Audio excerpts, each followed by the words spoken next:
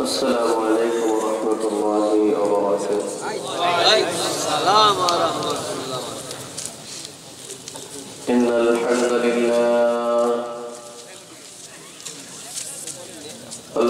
لله وكفى وسلام على عباده الذين اصطفى. أما بعد فقد قال الله سبحانه وتعالى في كلامه المجيد وفي فرقانه الحميد. أعوذ بالله من الشيطان الرجيم. بسم الله الرحمن الرحيم. يطوف عليهم بلدان مخلدون بأكواب وأباريق وكأس من معين لا يصدعون عنها ولا ينزفون وفاكهة مما يتخيرون ولحم طير مما يشتهون وحور عين كأمثال اللؤلؤ المكنون جزاء بما كانوا يعملون لا يسمعون فيها لغوا ولا تأثيما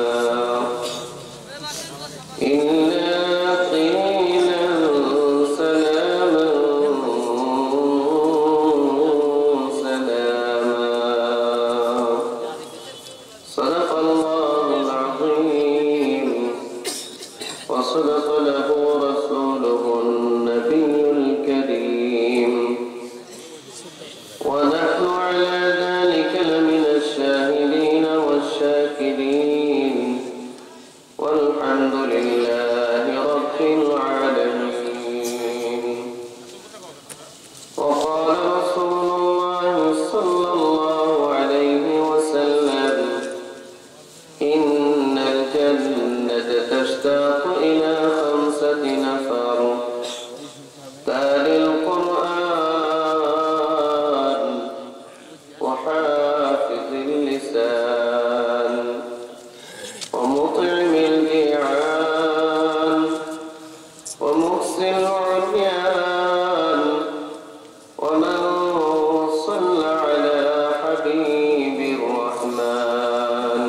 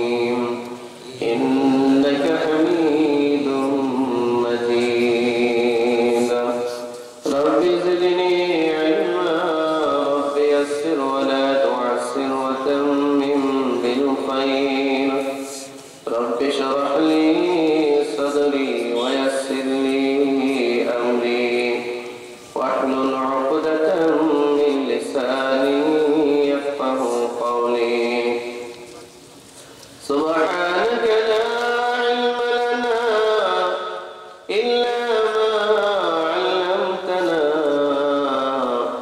إنك أنت العليم الحكيم وسبحانك لا فهم لنا إلا ما فهمتنا إنك أنت الجواد الكريم الحمد لله চাঁদপুর মধ্যমপাড়া বাইতুল্লাহের মসজিদের উন্নতি কল্পে আয়োজিত আজকের এই চতুর্থ বার্ষিকী ওয়াজ মাহফিলে সম্মানিত সভাপতি জনাব আলহাজ মোহাম্মদ জাহিদুল ইসলাম, সাবেক চেয়ারম্যান উপজেলা পরিষদ ও সভাপতি পৌরসভাপতি,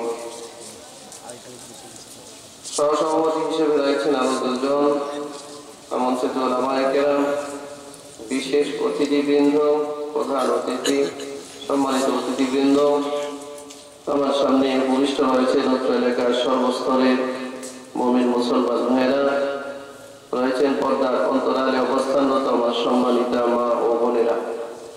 আল্লাহ সুবহানাহু ওয়া তাআলার দরবারে শুকরিয়া আদায় করছি যে মহান মালিক আমাদেরকে সারা দুনিয়ার এই প্রতিকূল পরিবেশের ভিতরেও আজকে এই জান্নাতের বাগানে এই গভীর রাত্রে এখনো ধৈর্য ধরে বসে থাকার মতো সুযোগ আল্লাহ আমাদেরকে করে দিয়েছেন। এই ধৈর্যটুকু নিয়ামতটুকু আল্লাহ আমাকে দিয়েছেন, আমরা বলি আলহামদুলিল্লাহ। আপনারা ভালো আছেন? সুস্থ আছেন? মন ভালো?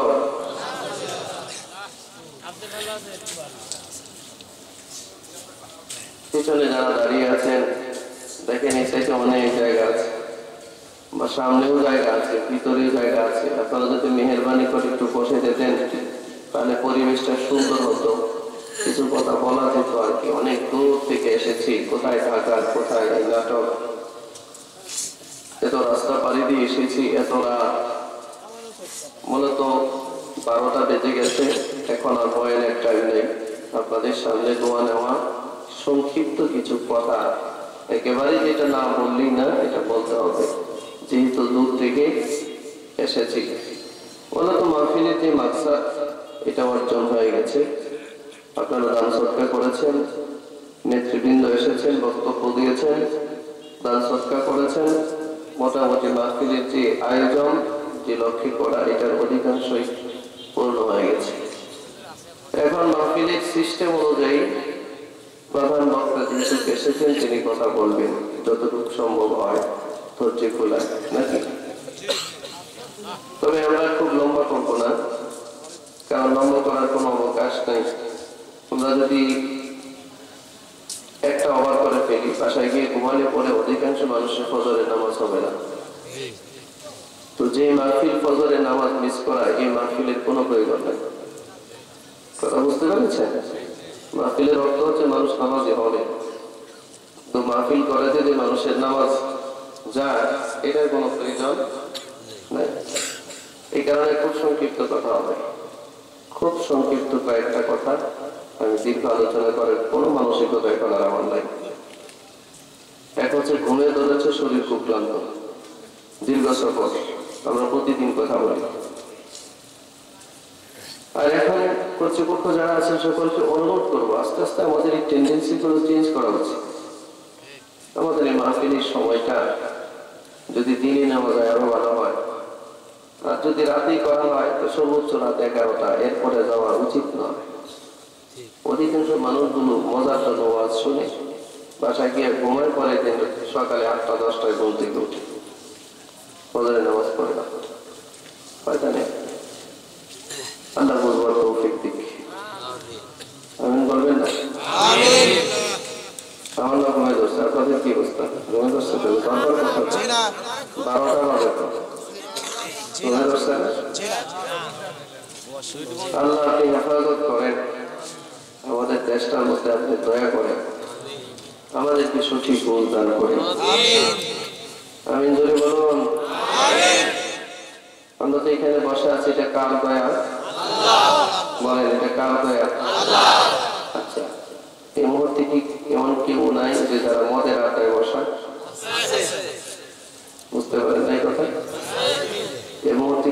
নাই যে রাস্তায় অ্যাক্সিডেন্ট করে পড়ে আছে? এই মুহূর্তে কি এমন মানুষ নাই বাংলাদেশে যে ঢাকা মেডিকেলের বারান্দায় চিৎকার করতেছে? আচ্ছা না, এই মুহূর্তে কি এমন মানুষ নাই যে জেলখানায় বন্দী হয়ে আছে? আচ্ছা না, এই মুহূর্তে কি এমন মানুষ নাই যে পুলিশ তাকে দৌড়াচ্ছে, রেড তাকে দৌড়াচ্ছে, তাই না? এই হচ্ছে মুসিবতে না, সে মুসিবতে আছে না? আমরা কি মুসিবতে আছি? এই মুহূর্তে এমন মানুষ আছে না যে তার বাবা মারা গেছে সংবাদ শুনছে, ঠিক না? একটা লোক যখন তার বাবা মারা যায় সংবাদ শুনে তার কলিজাটা কি আঘাত। যখন তার মা মৃত্যুর সংবাদ সে শোনে তখন কি হয় তার অবস্থা? যখন শুনে যে তার সন্তানটা মারা গেছে তখন একজন বাবা মা কি হয়? এবং প্রতিটা মুহূর্তে মুহূর্তে এই সংবাদগুলো আকাশে বাতাসে চলাচ্ছে। যে মুহূর্তটা এই গভীর রাতে আমরা এখানে একেবারে নির্বিঘ্নে কোনো চিন্তা ছাড়া আমরা বসে আছি। আমার কাছে আমার মার মৃত্যুর খবর নাই, বাবার মৃত্যুর খবর নাই, ভাইদের মৃত্যুর খবর নাই, আত্মীয় স্বজনের মৃত্যুর খবর নাই, মুসিবতের খবর নাই। যে কারণে ঠান্ডা মাথা এখানে একটু সময় ব্যয় করতে পেরে যায়, ঠিক না? এটা কার দয়া? আসতে বললেন যে এই নিয়ামতটা আমরা বুঝি না। আমরা তখনই বুঝতাম যদি হাত পা গুলো ভেঙে এখন যদি আমরা ঢাকা পঙ্গু হসপিটালের বারান্দায় ঘোরাতাম তখন বুঝতাম যে আমার সময় আর আমার সুস্থতার কত দাম, ঠিক না ভাই? পৃথিবীর হিসাব তো এমন, আল্লাহ কাউকে দিনে মাহফিলে রাখে, আল্লাহর জিকিরের মাহফিলে রাখে, আল্লাহর স্মরণের মাহফিলে রাখে, যেখানে গেলেই সওয়াব হয়। সুবহানাল্লাহ। আপনাদের মসজিদ কোন দিকে? এই পাশে না? দেখেন তো এই জায়গাটা হচ্ছে একটা খালি ময়দান বা এখানে কারো বাড়ি। এই মুহূর্তে এটা জান্নাতের বাগান হাদিস অনুযায়ী। সুবহানাল্লাহ বলেন না? সুবহানাল্লাহ। এখানে হজ করেছেন কে? ঠিক কথা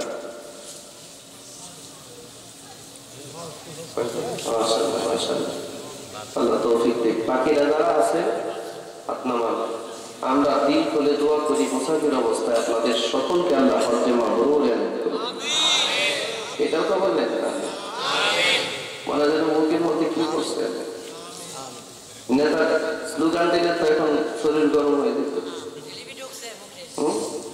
1 কেজি 8 পিস বিড়ি দিয়ে সারাদিন বলা নেতা স্লোগান দেওয়া হয়। যে জাতি নেতার 1 কেজি 8 পিস বিড়ি, 1 কেজি না তো 1 প্যাকেট বিড়ি খায় না তো কেজি এসে পড়ে। 1 প্যাকেট 8 পিস বিড়ি যে জাতিকে পুরা দিন নাচাইতে পারে এই জাতির কপালে দুর্ভোগ হবে না তো কার কপালে দুর্ভোগ? এই জাতির কপালে টেন্ডারবাজ আর চাঁদাবাজ আর সন্ত্রাস ছাড়া আর কি নেতৃত্বই আশা করতে পারে? আল্লাহ বুঝবার তৌফিক দিন। আমিন। প্রিয় ভাইরা, মদিনাতে রিয়াজুল জান্নাহ নামে একটা জায়গা আছে, যারা হজ করেছেন দেখেছেন না হাজী সাহেব? আচ্ছা বলেন তো কি রিয়াজুল জান্নাহর ভিতরে ঢুকবার জন্য মানুষ কি চেষ্টা না করে? হ্যাঁ, অনেক কষ্ট করতে হয়। হজে আসওয়াদ জমা দিলে যে কষ্ট করতে হয়, হাতিমে কাবায় ঢুকলে পরে যে কষ্ট করতে হয়, রিয়াজুল জান্নাহে ঢুকতে হলে এমন কষ্ট করতে হয়। রিয়াজুল জান্নাহ হচ্ছে সারা মদিনার মসজিদ লাল কার্পেট দেওয়া, আর রিয়াজুল জান্নাহ তো কোন জায়গায় এটা সাদা কার্পেট দেওয়া। তো এটার মধ্যে রিয়াজুল জান্নাহ মানে এটা জান্নাতের একটা বাগান। বলেন না সবাই সুবহানাল্লাহ? আর একটু জোরে বলেন না সুবহানাল্লাহ। এটা জান্নাতের বাগান, মানে এই জায়গার মাটিটা জান্নাত থেকে আসা। এখানে যে দাঁড়ালো সে জান্নাতের মাটিতে দাঁড়িয়ে সিজদা করলো।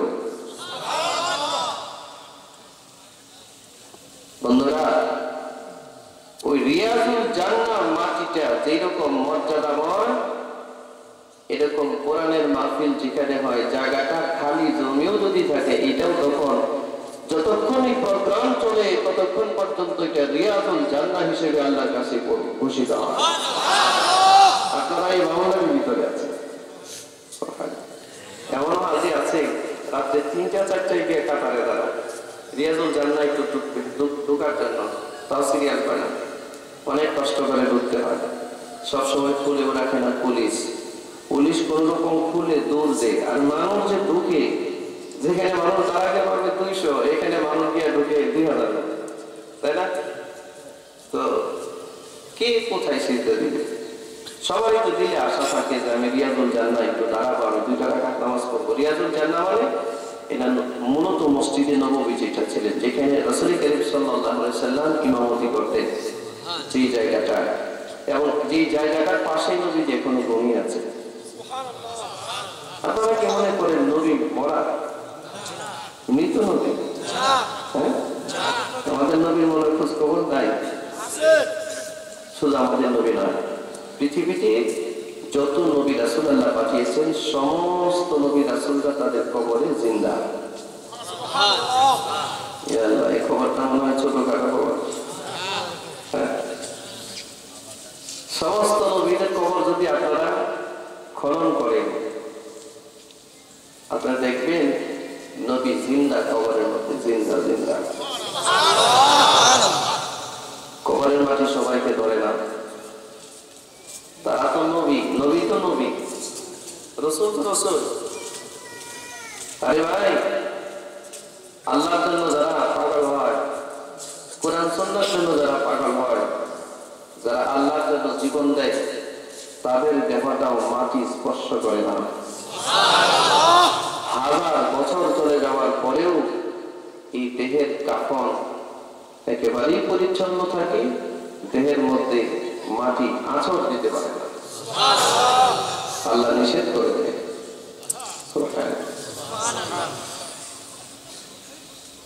একজন শহীদ শাহাদাত বরণ করলে পরে যে অবস্থায় শাহাদাত বরণ করে, সেই কাফনে পেছি রক্তমাখা জামাগুলো দিয়ে তাকে দাফন করা হয়। কিয়ামত পর্যন্ত এই শহীদের রক্তমাখা জামা সহ তার কবরে ঘুমিয়ে থাকে। শহীদের মাটিগুলো, শহীদের জামাটা কবরের মধ্যে ক্ষত অবস্থায় থাকে, আর শহীদের রূহটা চলে যায় জান্নাতে, সবুজ পাখির বেশে জান্নাতের ভিতরে ঘুরে বেড়ায়। এরকম আল্লাহর কোরআনের হাফেজ যারা, কোরআন যারা তেলাওয়াত করে, কোরআন অনুযায়ী যারা জীবন চালায়, কোরআনের বিধান যারা মানে, কোরআনের সংবিধানের বাইরে যারা জীবন চালায় না, সারা জীবন দুনিয়ার কোথার চিত্রের বিপরীতে গিয়েও আল্লাহর হুকুমের পর খেলাপ কিছু করে না, এই মানুষটা যখন কবরে যায়, কবরের মাটিকে আল্লাহ নিষেধ করে দেয়, তাকে স্পর্শ করা যাবে না। স্পর্শ করা, ইতিহাস সাক্ষী, ইতিহাস সেই পদ্মা নদীর পারে ঘুঘু মুন্সির ইতিহাস আপনারা জানেন কিনা? 70 বছর আগে যে লোকটাকে দাফন করা হয়েছে, 70 বছর আগে, 70 বছর পর নদী ভাঙ্গন যখন সৃষ্টি হয়েছে, তার কবরটা যখন ভেঙে যায়, অক্ষত তার লাশ, অক্ষত তার সেই কাফনের কাপড় ততক্ষণ পর্যন্ত অক্ষতই ছিল। মানুষ সেই লাশটাকে বের করে আবার নতুন আর এক স্থানে দাফন করেছে।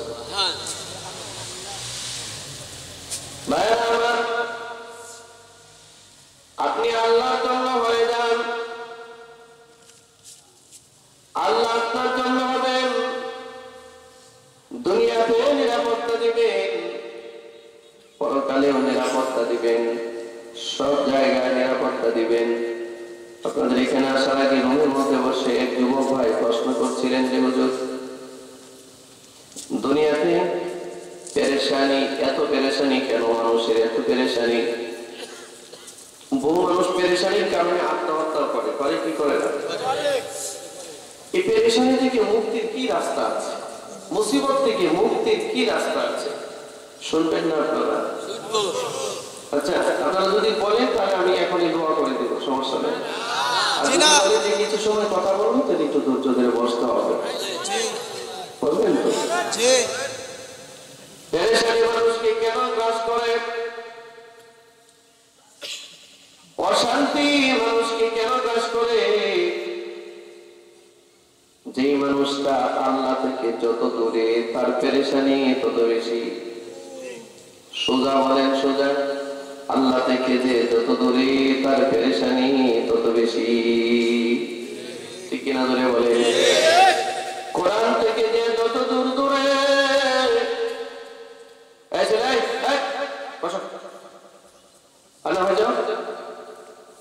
আর কেউ উঠবেন না, একটা লোক উঠবেন না, একজন লোক উঠবেন না এখানে। আমি রাত্রে 12টা বেজে গেছে, এরকম 12টার সময় বয়ান করে রাখো না, আপনাদের ধৈর্য ধরে বসতে হবে। সেই ঢাকা থেকে দাওয়াত দিয়েছেন আপনারা, আমি কিন্তু স্বেচ্ছায় আসি না এখানে, ধৈর্য ধরে বসতে হবে।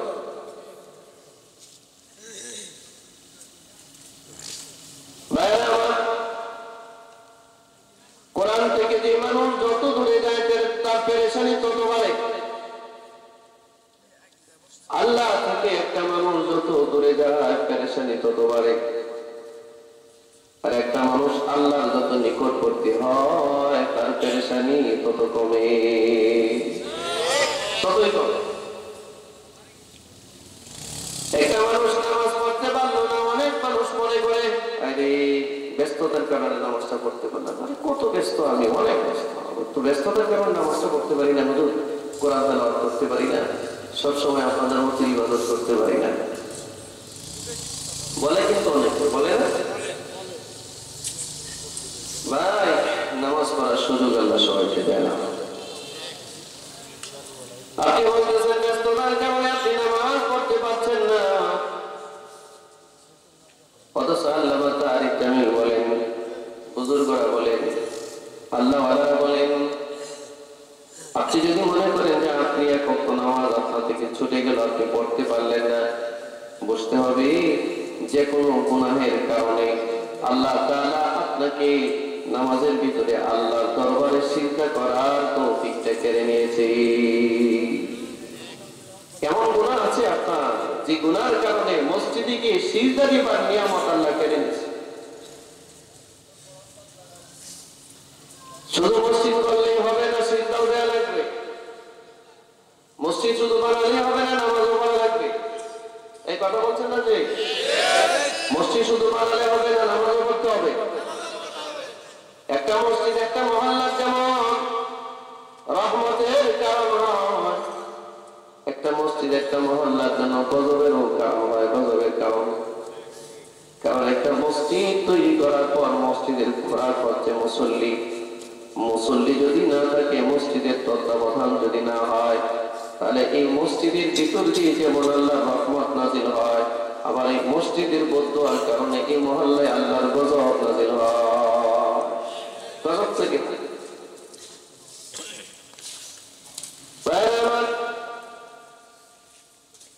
এই জন্য খেয়াল করুন, আপনি যদি একটা ভালো কাজ করতে পারেন, তাহলে বুঝবেন আল্লাহ তাআলা আপনাকে মহব্বত করে। আপনি একটা মাহফিলে আসতে পেরেছেন, বুঝতে হবে যে কোনো একটা নেক কাজ আল্লাহর কাছে কবুল হয়েছে আপনার। আপনি যদি মনে করেন আপনি নামাজ পড়তেছেন, নামাজ পড়েছেন, তাহলে এটা আল্লাহর এক দয়া। আপনি যদি মনে করেন আপনি দান করতে পারলে, এটা আল্লাহর একটা দয়া। আপনি যদি মনে করেন আপনি রোজা রেখেছেন, এটা আল্লাহর একটা দয়া।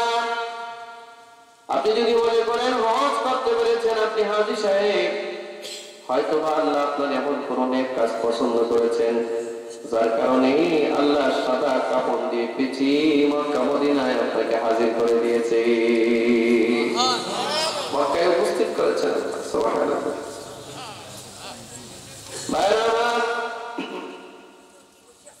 খুব খেয়াল করেন, আল্লাহ রাব্বুল আলামিন এত হাজার কোটি মানুষের ভিতরে 800 কোটি মানুষ বর্তমান পৃথিবীতে, এর মধ্যে মাত্র 200 কোটি মানুষ ইমানদার। 500 কোটি মানুষ, 500 কোটি মানুষ ইমানদার, 200 কোটি। এরা কিন্তু বাছাইকৃত মানুষ, এরা কিন্তু বাছাইকৃত মানুষ। আল্লাহ তাআলা 800 কোটির ভিতরে 200 কোটিকে নির্বাচিত করেছেন, এদেরকে আমি ঈমান দিব, আর ঈমান দিয়ে আমি আল্লাহ তাকে জান্নাতের উত্তরাধিকারী বানাবো। উলাইকা হুমুল ওয়ারিসুন আল্লাযীনা ইয়ারিসুনাল ফিরদাউসা হুম ফিহা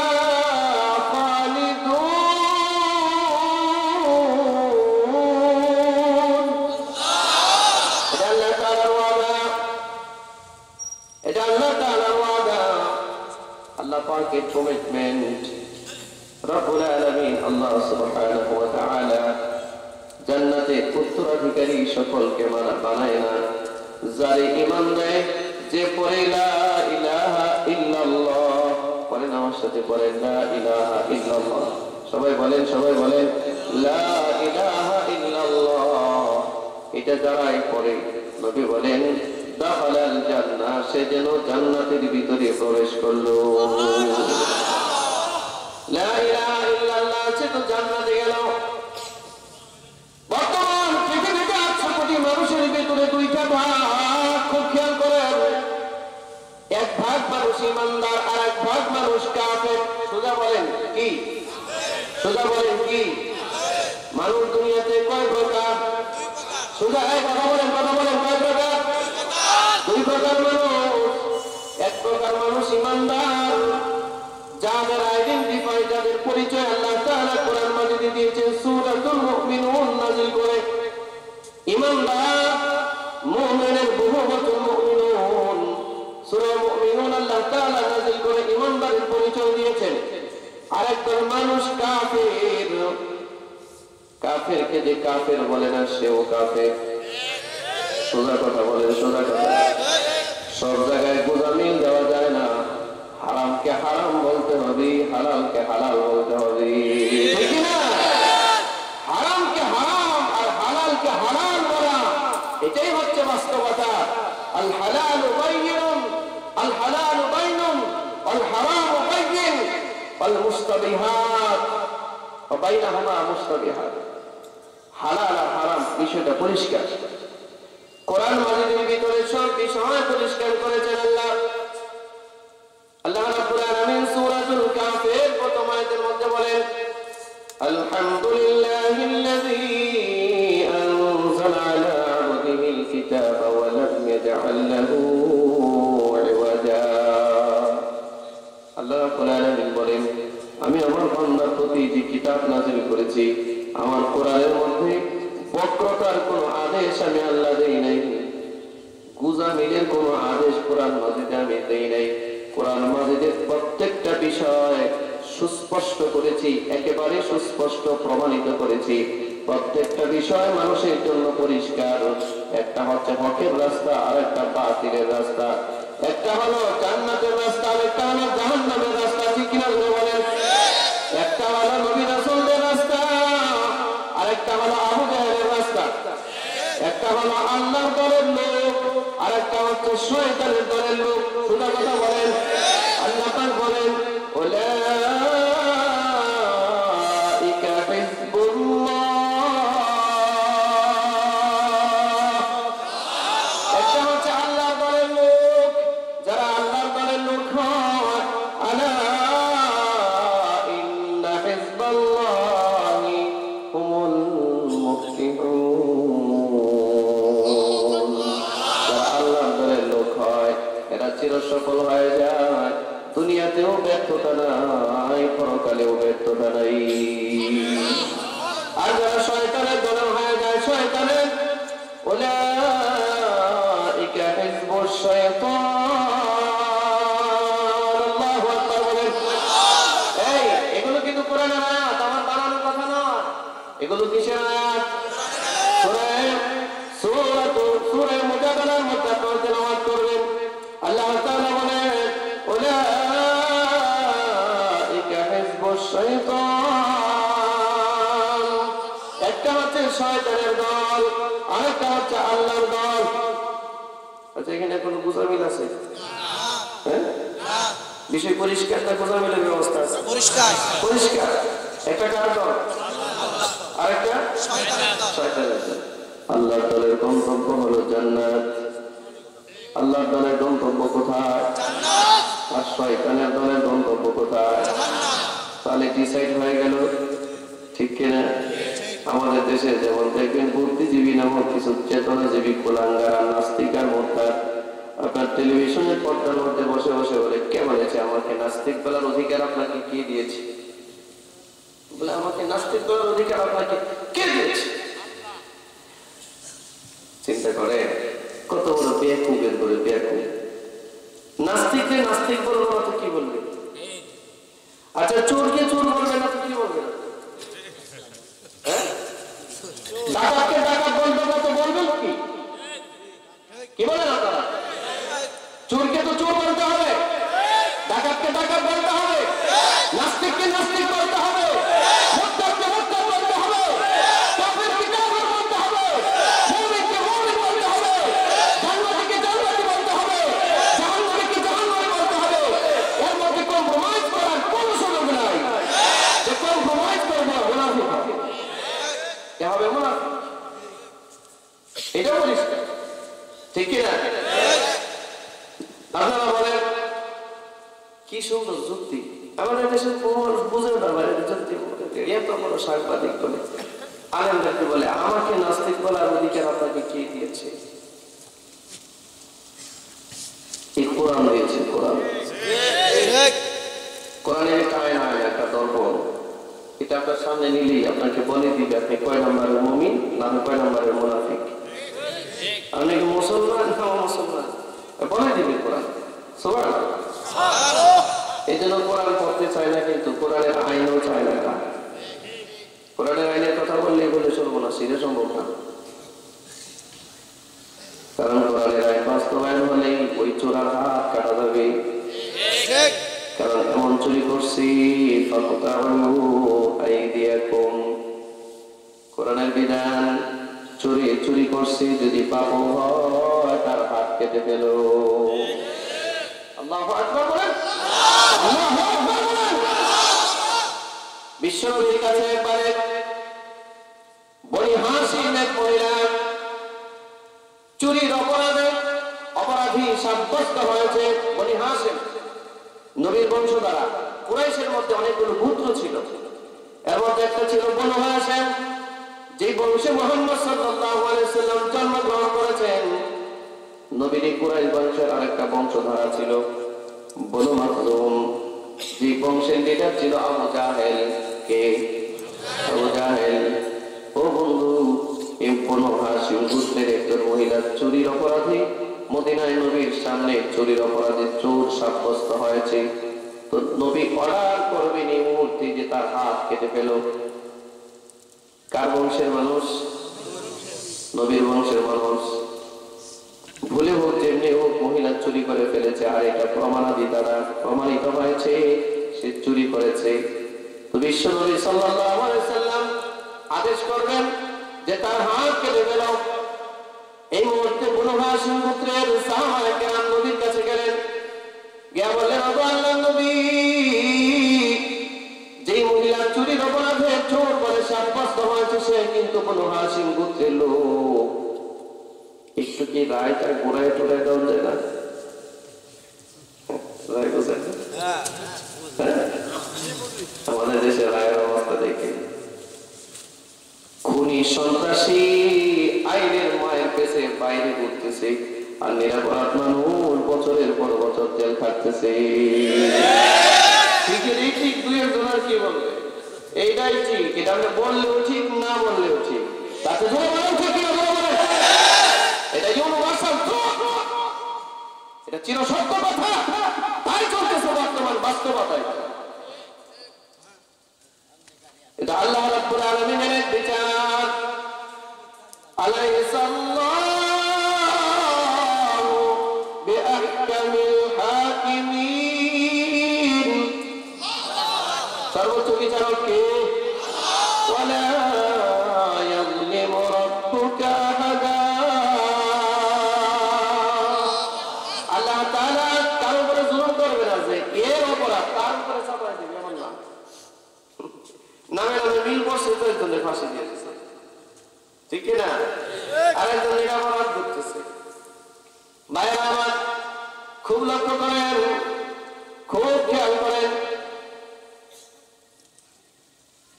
ভাই হয়েছে না আপনাদের কালেকশন? হয়েছে না? হয়ে গেছে?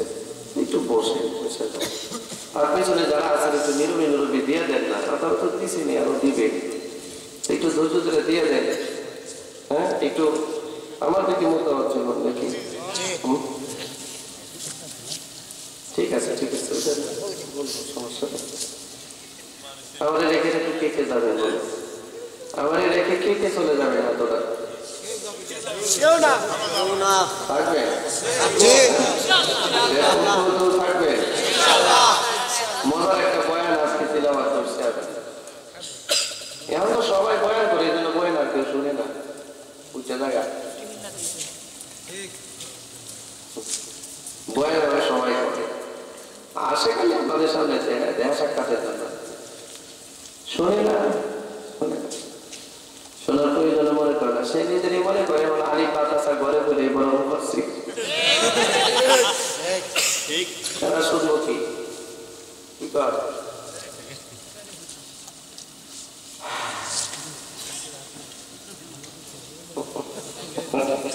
কি বলবো,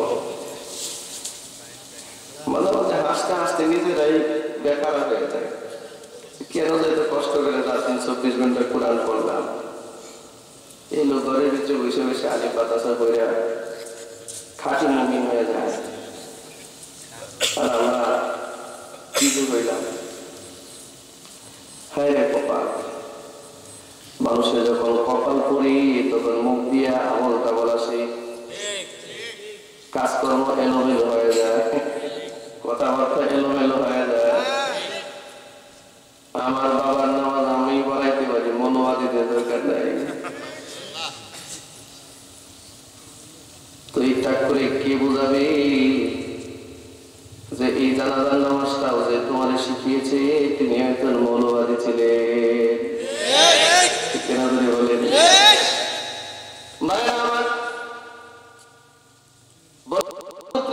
কিছু লোক গিয়ে নবীকে বললেন, মুহাম্মদ পারেন না সাল্লাল্লাহু আলাইহি ওয়াসাল্লাম,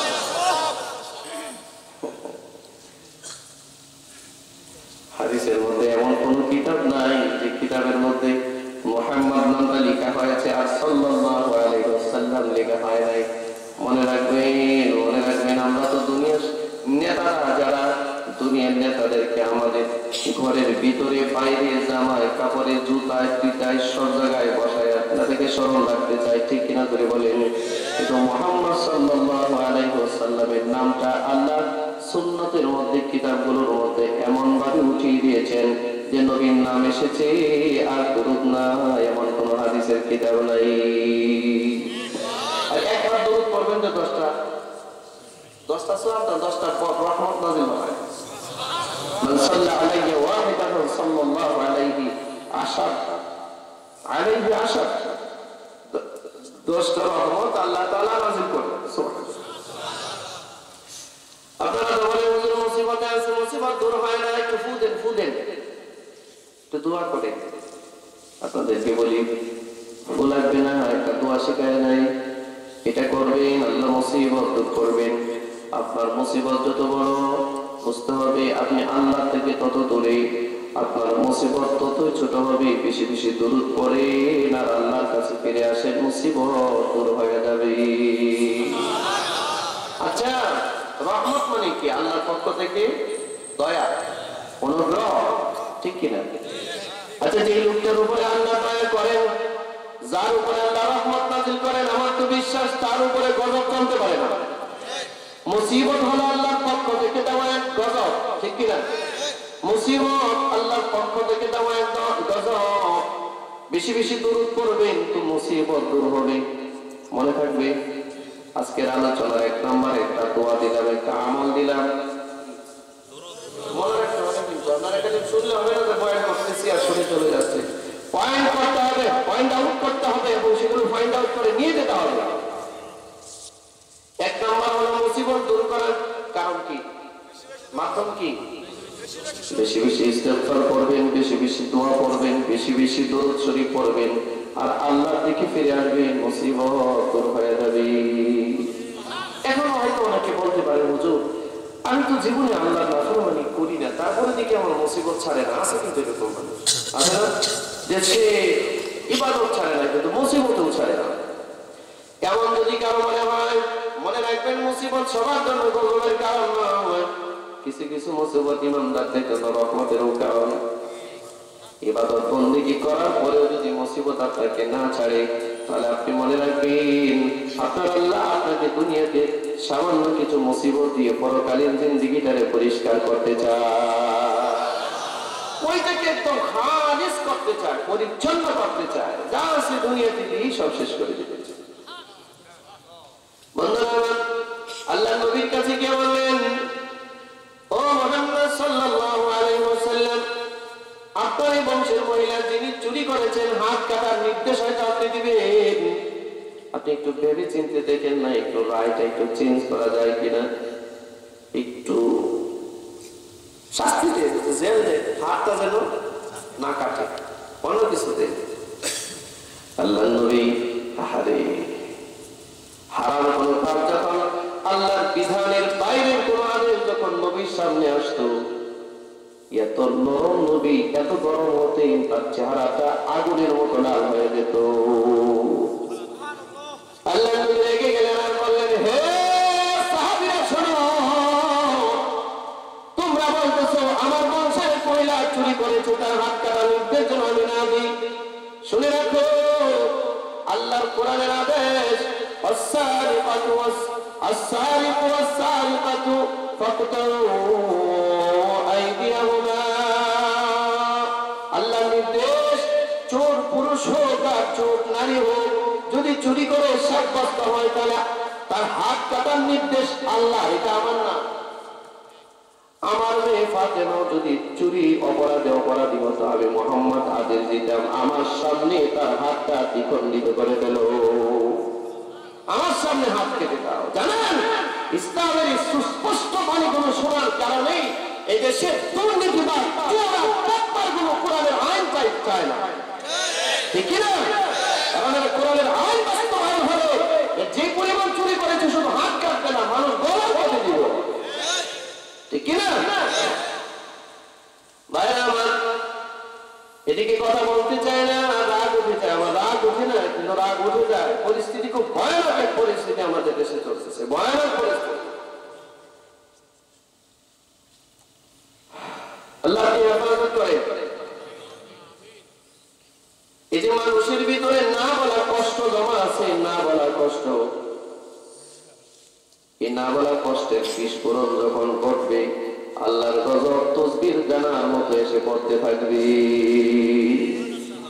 ঠিক না? সতর্ক হন, এখনো সতর্ক হন।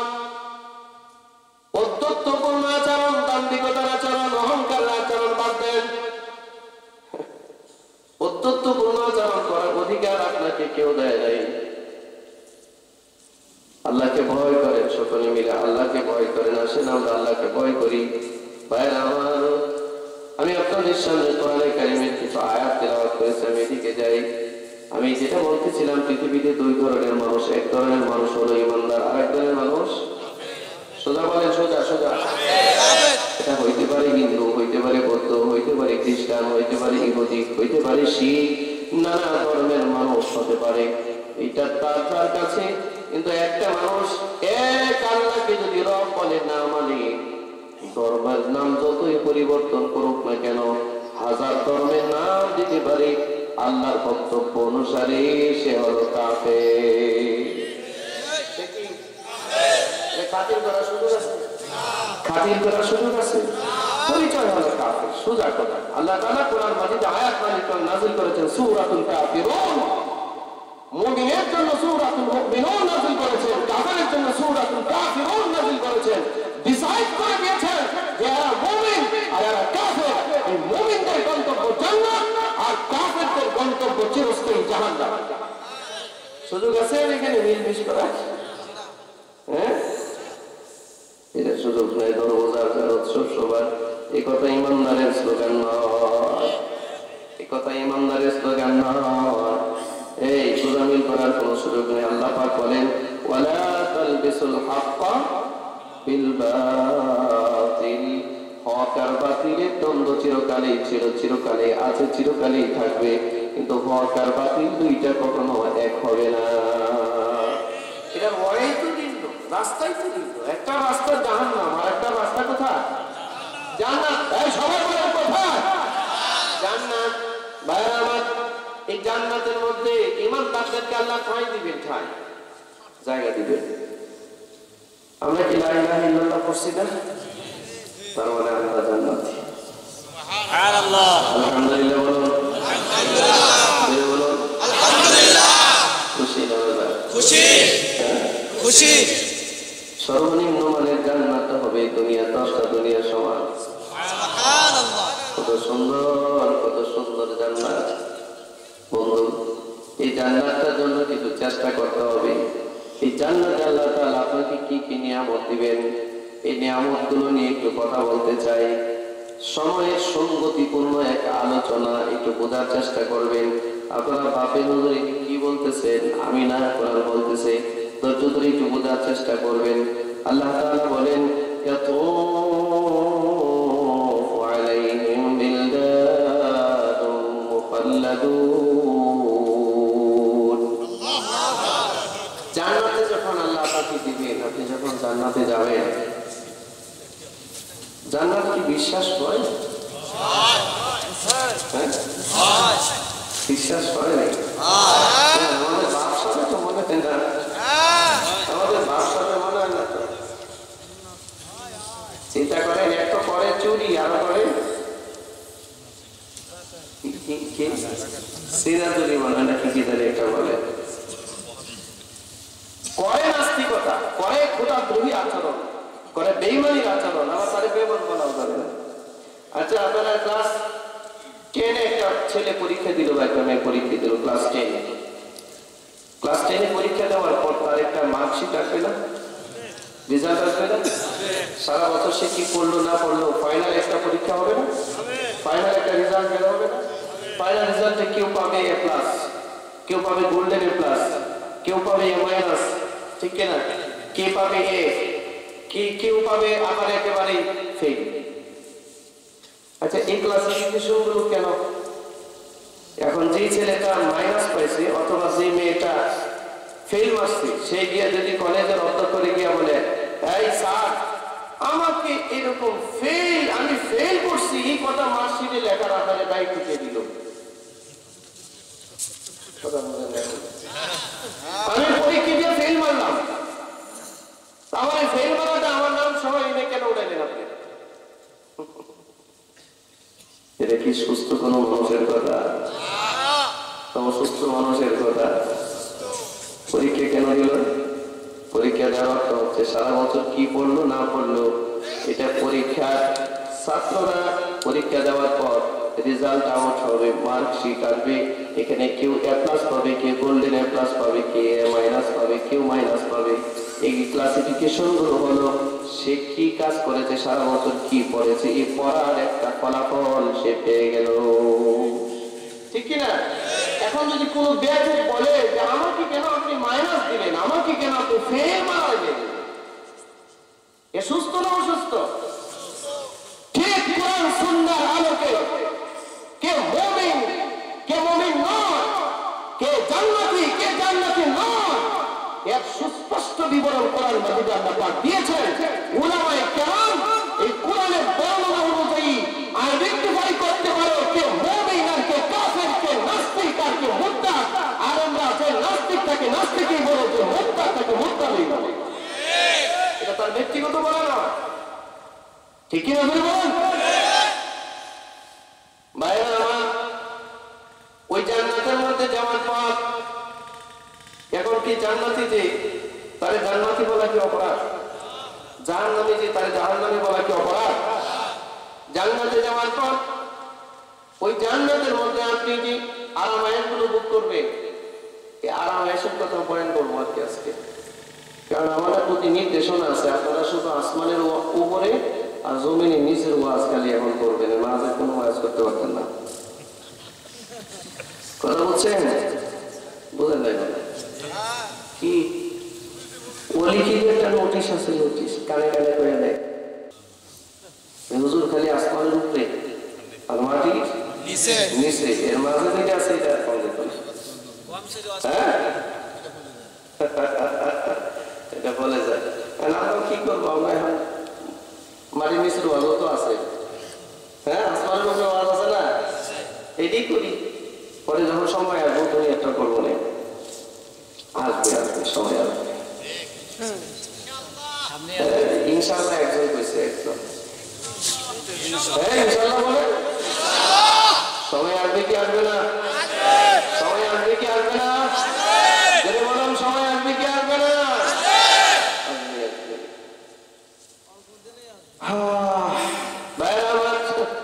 ওই জান্নাতে গেলে পরে আপনারা একটা রিসেপশন দিবে জান্নাতীরা। জান্নাতে আপনার জন্য 70 জন হুর আছে, হুর, এদের বিশ্বাস হইতেছে না, মনে মনে বলছে যে পুলিশে না করছে আপনি কি আমার হুরের কথা কলকে, হ্যাঁ জান্নাতে হুর আছে কয়জন, কয়জন মুরব্বীরা সরম পাইতেছে যে হুজুর এক ভোট আমরা পাইতে পারি না, আমরা 70 জন। আরে জান্নাতে যখন আল্লাহ আপনাকে দিবে, আপনাকে 400 মানুষের শক্তি হয়ে দিবে আল্লাহ, 70 জন না, আরো বেশি কিছু কন্ট্রোল করতে পারবে, আপনার ক্ষমতা থাকবে। চিন্তা করে লাভ নেই, এটা পরকালের চিন্তা, ঠিক না? কয়জন? হাদিসের মধ্যে আসছে 70 জন জান্নাতি নারী আল্লাহ আপনাকে। মায়ের আমার শুধু তাই নয়, একটা নেককার মানুষকে একটা দিন একটু সাহায্য করবেন, একজন আলেমের কাছে যাবেন, যারা দেখলে পরে আল্লাহর কথা মনে হয়, যার কথা শুনলে পরে পরকালের কথা মনে হয়, যার কথা শুনলে পরে জান্নাতের কথা মনে হয়, জাহান্নামের আযাবের কথা মনে হয়, এই মানুষগুলোর কাছে যাবেন। মনে রাখবেন এই মানুষগুলো নেক আমল শুধুমাত্র তার জন্য করে না। হাদিসের মধ্যে আসছে একজন ব্যক্তি যদি জান্নাতে যায়, আল্লাহ নবী বলেন জান্নাতের মধ্যে যাওয়ার পর একজন হাফেজকে, একজন আলেমকে বলা হবে ইকরা ওয়ারতাকি ওয়ারাতিল কামা কুনতা তুরাতিল ফিদ দুনিয়া ফাইন্না মানজিলাকা ইনদা আখিরি আয়াতিন তাকরাউহা। আল্লাহু আকবার বলেন। জান্নাতে যাওয়ার পর আল্লাহ পাক দিয়া বলবেন, হে হাফেজ, হে আলেম, হে নেককার, ইকরা, তুমি পড়ো, কোরআন মাজিদের আয়াত পড়ো, ওয়ারতাকি, আর উপরে ওঠো, ওয়ারাতিল কামা কুনতা তুরাতিল ফিদ দুনিয়া, দুনিয়াতে যেমনি আমার কোরআন তুমি তারতিল বিশুদ্ধভাবে তেলাওয়াত করতে, এভাবে জান্নাতের ভিতরে তেলাওয়াত করতে থাকো। একটা আয়াত পড়ো আর একটা মর্যাদা উপরে উঠে যাও। সুবহানাল্লাহ বলেন। আপনারা বলুন কোরআন মাজিদের আয়াত কয়টা? 6666টা আয়াত। এই 6666টা আয়াত কেউ 5000 পড়বে, কেউ 4000 পড়বে, কেউ 6000 পড়বে, কেউ বা কমপ্লিট করবে। এই মানুষগুলো যে যত বেশি আয়াত তেলাওয়াত করবে তার জান্নাতটা তত বেশি মর্যাদাশালী হবে। হাদিসের মধ্যে আসছে, তিরমিজির বর্ণনা, হাদিস বয়ান করছে আপনাদের সামনে। বন্ধুরা আমার, একজন জান্নাতি মানুষ যখন 6666 তলার উপরে চলে যাবে, একজন হাফিজ কোরআন, একজন আলেমে বায়ান তেলাওয়াত করতে করতে যখন একেবারে সর্বোচ্চ জান্নাতের উঁচু মাকামে অবস্থান করবেন, ওই জান্নাতে যাওয়ার পর পুরা জান্নাতটার ভিতরে সে নিজেকে একাকিত্ব মনে করবে। তার আপনজন নাই সেখানে, তার বাবা নাই, তার মা নাই, তার বিবি নাই, তার সন্তান নাই, তার আপনজন নাই, সে খুঁজে পাবে না, তাদেরকে খুঁজে পাবে না। হাদিসের মধ্যে আসছে ওই জান্নাতি লোকটা গোটা জান্নাত প্রদক্ষিণ করবেন, জান্নাত প্রদক্ষিণ করে জান্নাতি হুর যারা তাদেরকে পাবে, জান্নাতি হুরেরা তাদেরকে রিসেপশন দিবে, কিন্তু তার স্ত্রীকে সে খুঁজে পাবে না। খুব খেয়াল করেন, খুব খেয়াল করেন। দুনিয়াতে যে স্ত্রী ছিল, দুনিয়াতে যার যে স্ত্রী ছিল, এই স্ত্রীকে সে জান্নাতের মধ্যে খুঁজে পাবে না।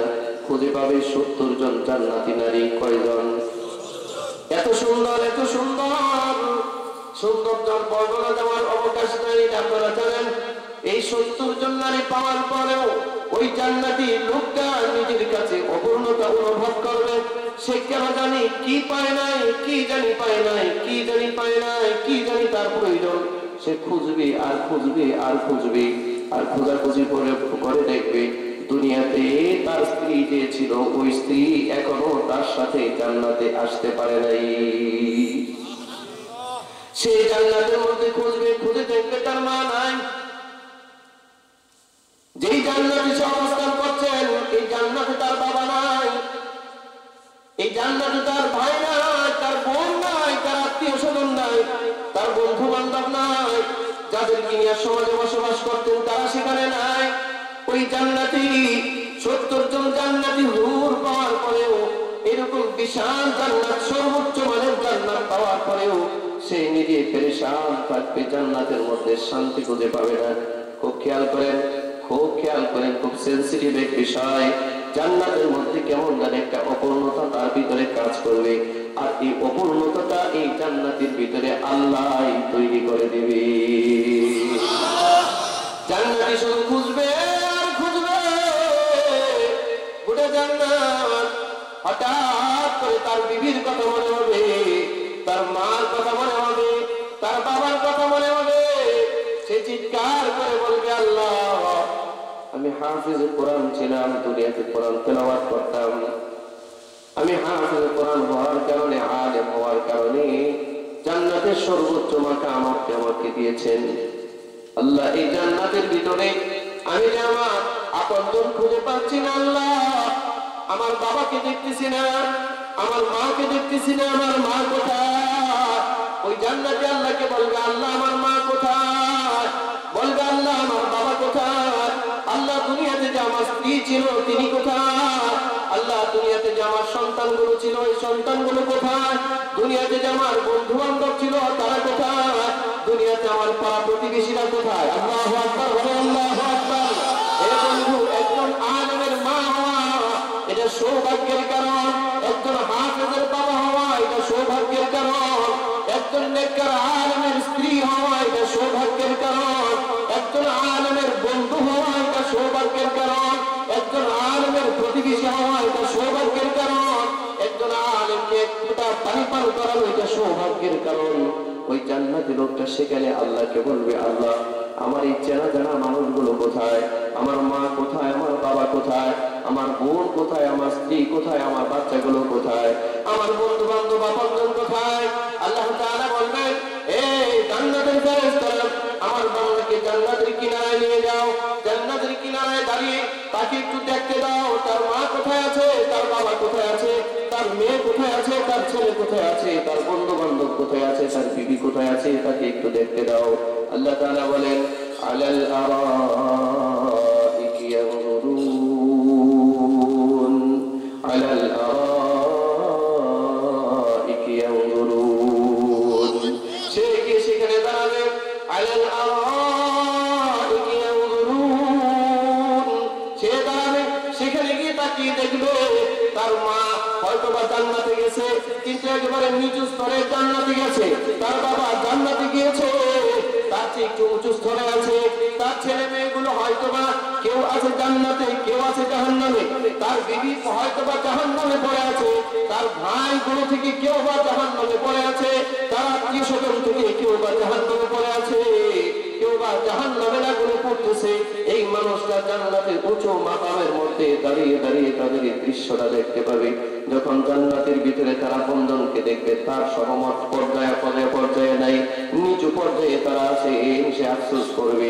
যখন সে দেখবে তার আপনজন কেউ জাহান্নামের আগুনে জ্বলতেছে, কোন ভাই একজন আলেমের ভাই, একজন হাফেজের ভাই, সে যখন জাহান্নামের আগুনে জ্বলবে, এই লোকটা জান্নাতের উঁচু মাকামের মধ্যে দাঁড়িয়ে তার ভাইয়ের আগুনে জ্বলাটা প্রত্যক্ষ করবে, আর সে জান্নাতের ভিতরে কাঁদতে থাকবে। কেউ বা তাকিয়ে থাকবে, দেখবে তার বিবি সাহেব জাহান্নামের আগুনে জ্বলতেছে, সে তারই কাঁদতে থাকবে আর বলতে থাকবে, আল্লাহ এই কেমন জান্নাতে আমি আসলাম, যে জান্নাতে আমি আমার আপন বাবাকে খুঁজে পেলাম না, আমি আমার মাকে খুঁজে পেলাম না। আমি জানি না আপনাদের মনের কি অবস্থা, কিন্তু আমার মনের অবস্থা বলি। ছোট্টবেলায় আমার বাবা মারা গেছে, মা মারা গেছে, আজকে বহু বছর হয়ে গেছে মা বাবার সাথে দেখা নাই, সাক্ষাৎ নাই, কথা নাই। গভীর যখন হয়, রাত যখন গভীর হয়, তখন একা একা দোয়া করি, রব্বির হামহুমা কামা রব্বায়ানি সগীরা। দোয়া করি, একটা সময় আল্লাহর উপরে খুব অভিযোগ আসতো, না বুঝে এরকম অভিযোগ করতাম যে আল্লাহ এ কেমন বিচার, আমার বাবা মারা যাওয়ার 17 দিন পর মারা গেছে, মা 17 দিন পরে আমার মা মারা গেছে। তখন বয়স খুব ছোট, আমার বয়স 8 বছর, তখন 8 বছর। আব্বা মারা যাওয়ার 17 দিন পর মা মারা গেছেন। আপনারা বলেন 8 বছর একটা বাচ্চার যখন মা নাই, যখন বাবা নাই, তখন তার মতো অসহায় আর কে আছে? এই 8 বছর থেকে স্ট্রাগল করে করে করে করে করে করে আল্লাহ এই পর্যন্ত নিয়ে এসেছেন। তো অবুঝ অবস্থায় মাঝে মধ্যে আল্লাহর উপরে খুব রাগ হতো। আল্লাহ, কত মানুষেরই তো মা বাবা আছে, কেউ হয়তো কারো বাবা আছে, কারো মা আছে, অথবা একজন না একজন আছে, আর আপনি এটা কেমন করলেন? একসাথে আমার বাবা মা দুজনকে নিয়ে গেলেন, আমাদেরকে তো এইভাবে বাবা মার মতো আদর কেউ করলো না। এই ভাই, এখন যখন বুঝে আসে, এখন আল্লাহকে বলে, আল্লাহ আলহামদুলিল্লাহ, আপনার সিদ্ধান্তের উপরে আমি রাজি আছি, তবে আমি আশা করি আমার জন্য যদি কোনো জান্নাত বরাদ্দ হয়, আমার বাবা মা ছাড়া ওই জান্নাতে আমি থাকবো না। দুনিয়া হয়তো বাবা মা ছাড়া বহুদিন কাটিয়ে দিলাম, কিন্তু জান্নাতে বাবা মা ছাড়া থাকবো না, এটা আমার আশা, আশা, এটা দিলের আশা। বন্ধুরা, এরকম যে কোনো একজন নেককার আলেম সে যখন চিৎকার করে বলবে, হাদিস বলতেছে, হাদিস আমার যদি বানানো কোনো কথা হয়, আমার জিহ্বাটা আগুনের কেচি দিয়ে কেটে ফেলা হবে। আমি নিজের চোখে হাদিস পড়েছি, তারপরে বর্ণনা করতেছি। ওই নেককার বান্দা চিৎকার করে বলবে, আল্লাহ আমার বাবাকে হয়তো জাহান্নামে দেখতেছি, আমার মাকে হয়তো জান্নাতে নিচু পর্যায়ে দেখতেছি, আমার বন্ধু বান্ধব গুলো কেউ জান্নাতে কেউ জাহান্নামে দেখতেছি, কিন্তু আমার সমপর্যায়ের কেউ নাই। তখন ওই আলেম বলবে, আল্লাহ দুনিয়াতে যে আমি আলেম হয়েছিলাম, দুনিয়াতে যে আমি হাফেজ হয়েছিলাম, দুনিয়াতে যে আমি তাহাজ্জুদের নামাজ পড়তাম, আমি যে সালাতুল ইশরাক পড়তাম, আমি যে কোরআন তেলাওয়াত করতাম, আমি যে দোয়া করতাম, আমি যে নেক কাজগুলো করতাম, এগুলো শুধুমাত্র আমার একার জন্য করতাম না, আমার এই নেক আমলটা আমার মার জন্য করতাম, আমার এই নেক আমলটা আমার বাবার জন্য করতাম, আমার এই নেক আমলটা আমার বিবির জন্য করতাম, আমার এই নেক আমলটা আমার সন্তানের জন্য করতাম, আমার এই নেক আমলটা আমার ভাইদের জন্য করতাম, আমার এই নেক আমলটা আমার পাড়া প্রতিবেশী সমাজবাসী সবার জন্য করতাম, চেনা জানা বন্ধু বান্ধব সবার জন্যই করতাম। আল্লাহ, আপনি তো বলছেন জান্নাতের ভিতরে কারো আশা আকাঙ্ক্ষা অপূর্ণ আপনি রাখবেন না। হাল মিন মাজিদ, এটি জাহান্নামের কথা। আল্লাহ তাআলা জান্নাতে বলবেন, জান্নাতীদেরকে দিয়ে জিজ্ঞাসা করবেন, তোমরা কি পূর্ণ হয়েছো?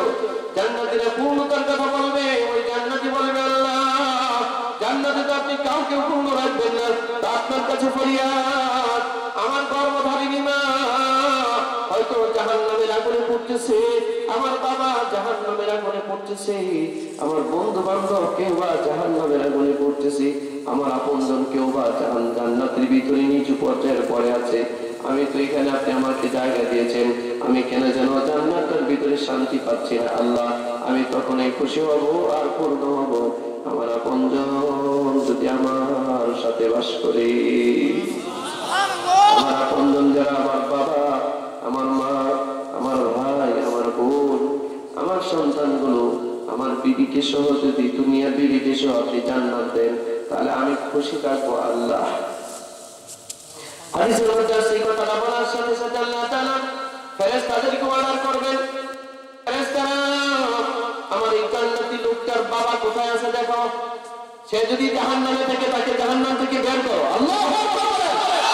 সে যদি তার মা যদি জান্নাতের নিচু পর্যায়ে থাকে, তাকে সেখান থেকে উঠাও, তার ভাই বোন বিবি আত্মীয় স্বজন যে যেখানে আছে সেখান নদী থেকে উঠিয়ে তার সমপর্যায়ে জান্নাতে তার কাছে নিয়ে যাও। বন্ধু, যদি পারেন একজন আলেমের মা হন, যদি পারেন একজন আলেমের বাবা হন, যদি পারেন একজন আলেমের বন্ধু হন, যদি পারেন একজন নেককারের বন্ধু হন, আপনজন হন, দেখবেন মুসিবতের দিন ওইটাও আপনার কাজে আসবে। বন্ধুরা, ওই জান্নাতে যাওয়ার পর এই জান্নাতের ভিতরে আপনি যখন এই জান্নাতি তাকিয়ার মধ্যে বসবেন, জান্নাতে বসে জান্নাতি ঝর্ণা সমূহ, জান্নাতের নিয়ামত সমূহ আপনারা প্রদক্ষিণ করবেন। এই জান্নাতে গিয়ে যখন প্রদক্ষিণ করবেন, আল্লাহ পাক বলেন ইয়াতুফু আলাইহিম বিলদানুম মুখাল্লাদুন। ওই জান্নাতে যাওয়ার পর আপনি এরকম তাকিয়ে তাকিয়ে তাকিয়ে বুঝেন। কক্সবাজার গেছেন কেউ? কক্সবাজার কারা কারা গেছেন? এটা খারাপ কিছু না, কক্সবাজার তো পাপের কিছু না। আমি বহুবার গেছি, এই কত কয়দিন আগে মাঝে গেছিলাম কক্সবাজার। তবে আমাদের দেশের মানুষ তো ছেলে মেয়েরা কক্সবাজার গিয়ে হানিমেন করে কক্সবাজারটাকে নাপাক বানিয়ে ফেলছে। যেখানে আল্লাহর কুদরত দেখা যায়, ঠিক না, সেখানে গিয়ে তার নাপাক চিত্র তৈরি করছে। এটা নিষেধ। ভাইরা, কক্সবাজার আমি দেখেছি যে সাগরের পারে কিছু কিছু ইয়ে আছে,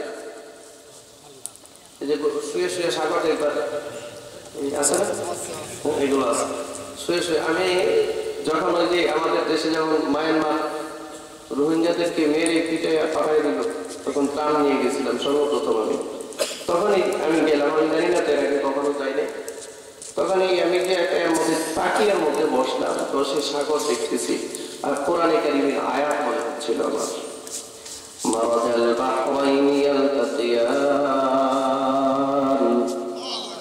বাইনাহুমা বারযাখুন লা ইয়াবগিয়ান ফাবিআইয়ি আলা'i রাব্বিকুমা তুকাযযিবান। কক্সবাজার সাগরের পানিতে কিন্তু লবণাক্ত পানি, ঠিক কিনা? আল্লাহ পাক বলেন এই সাগর মহাসাগর গুলোর মধ্যে আমি কখনো পানি দিয়েছি লবণাক্ত, কোথাও বা আবার পানি দিয়েছি মিষ্টি পানি। এই সাগরের বহমান পানি, কোথাও স্বচ্ছ পানি, কোথাও আবার ঘোলা পানি, ঠিক কিনা? মারাজাল বাহরাইনি ইয়ালতাকিয়ান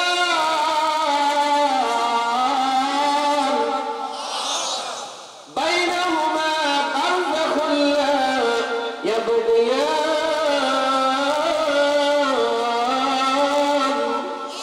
আল্লাহ রাব্বুল আলামিন বলেন এই যে বাইনাহুমা বারযাখুন লা ইয়াবগিয়ান, এই নদীতে প্রবাহমান পানি একসাথে স্বচ্ছ পানি প্রবাহিত হয়, একসাথে খোলা পানি প্রবাহিত হয়।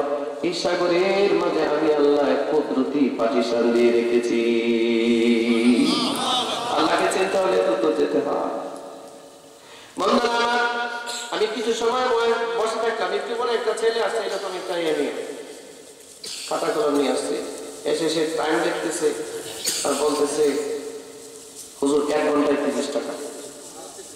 1 ঘন্টা কয় টাকা? এখানে বসলে যে টাকা লাগে আমি জানতাম না। তো বলতেছে হুজুর 1 ঘন্টা 30 টাকা। বললাম কেন?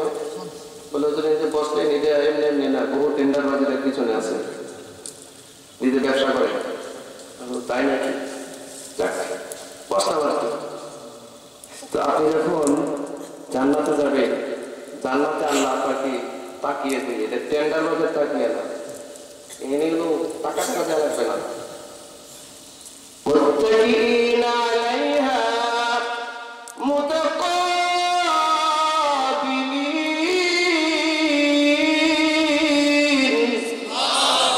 আল্লাহ তাআলা বলেন মুতাকাবিলিন, স্বামী স্ত্রী সামনাসামনি বসবে। মুরব্বীরা চিন্তা করতেছে যে আমরা কি সম্ভব হবে? আপনারা তখন এরকম মুরব্বী থাকবেন না, যুবক বানায় দেবেন না, সবাই যুবক বানায়, স্বামী স্ত্রী সামনাসামনি বসবে। মাইক কিরকম করে জান্নাতের কথা শুনলে মাইকও যেন ভয় পাইতেছে, আর পুলিশ তো না করছে, খুন নাই। আল্লাহ আপনি হেদায়েত করেন, হেদায়েত করেন, আল্লাহকে ভর করে হেদায়েত করেন। ভাইরা আমার, তো স্বামী স্ত্রী জান্নাতে এমনি বলবে, এমনি এমনি বলবে।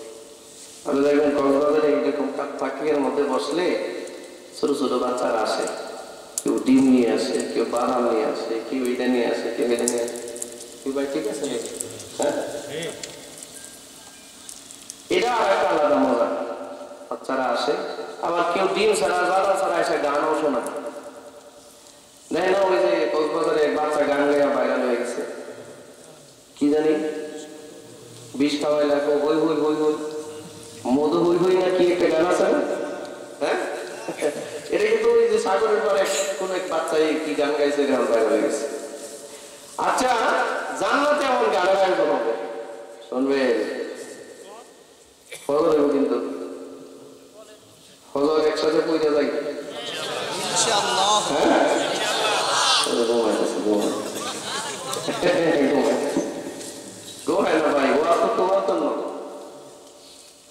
জান্নাতে স্বামী স্ত্রী এইভাবে একসাথে পড়বে, বসে এবার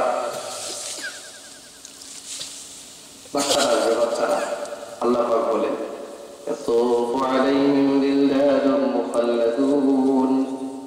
তাকিয়ার মধ্যে বসা, আর জান্নাতি চিরকিশোর ইয়াতুফু ইয়াতুফ, তাওয়াফ আসরা তাওয়াফ, তাওয়াফের বহু বচন ইয়াতুফ ইয়াতুফ, এসে তাওয়াফ করবে ছোট ছোট বাচ্চারা। কারা? মুখাল্লাদুন, যারা চিরকিশোর। এই বাচ্চারা এসে আপনার পাশে আমি ঘুরতে থাকবে। সুবহানাল্লাহ বলতেন না?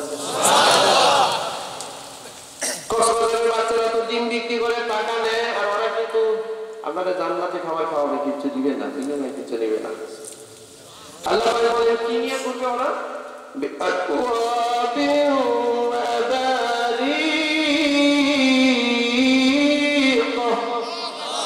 বিআকওয়াবিন ওয়া আবারিক ওয়া কাসিন মিন মাঈন। এরা পান পাত্র নিয়ে আসবে, পান পাত্র স্বর্ণ দ্বারা তৈরি, রূপা দ্বারা তৈরি, এবং সেখানে ওয়া কাসিন মিন মাঈন, জান্নাতে শরাব থাকবে, শরাব। দুনিয়ার মন না, দুনিয়ার মন খায় তো বোধ করলাম মা রে ফোন করে, বউ রে কয় মা, মদ খাইলে কিন্তু সাথে কারেন্টের বিল ধরে মারামারি করে যে তোর আজকে মেরে শেষ করবো।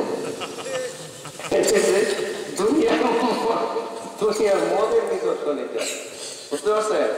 কিন্তু জান্নাতে রাগ করতেছে না তারা, জান্নাতে শরাব দিবে আল্লাহ একটা বছর, আপ্যায়ন হবে তাদের, বাচ্চারা শরাব নিয়ে আসবে। আল্লাহ তাআলা বলেন জান্নাতে যে শরাবটা তোমার সামনে আসবে, এই শরাবের কোয়ালিটি কি?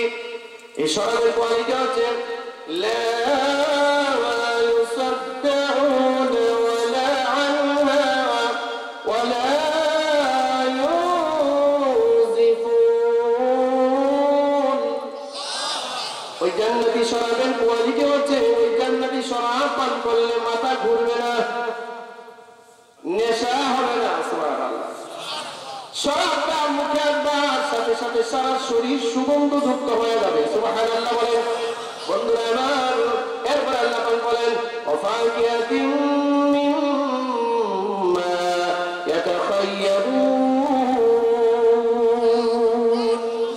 শুধু তাই না, ওই জান্নাতি কিশোরেরা আপনার জান্নাতি পেয়ালার মধ্যে, জান্নাতি বিষয়ের মধ্যে, জান্নাতি জিনিসের ভিতরে করে জান্নাতের ফলগুলো নিয়ে আপনার সামনে চতুর্দিকে তাওয়াফ করবে, ঘুরবে আর ঘুরবে, ঘুরবে আর ঘুরবে।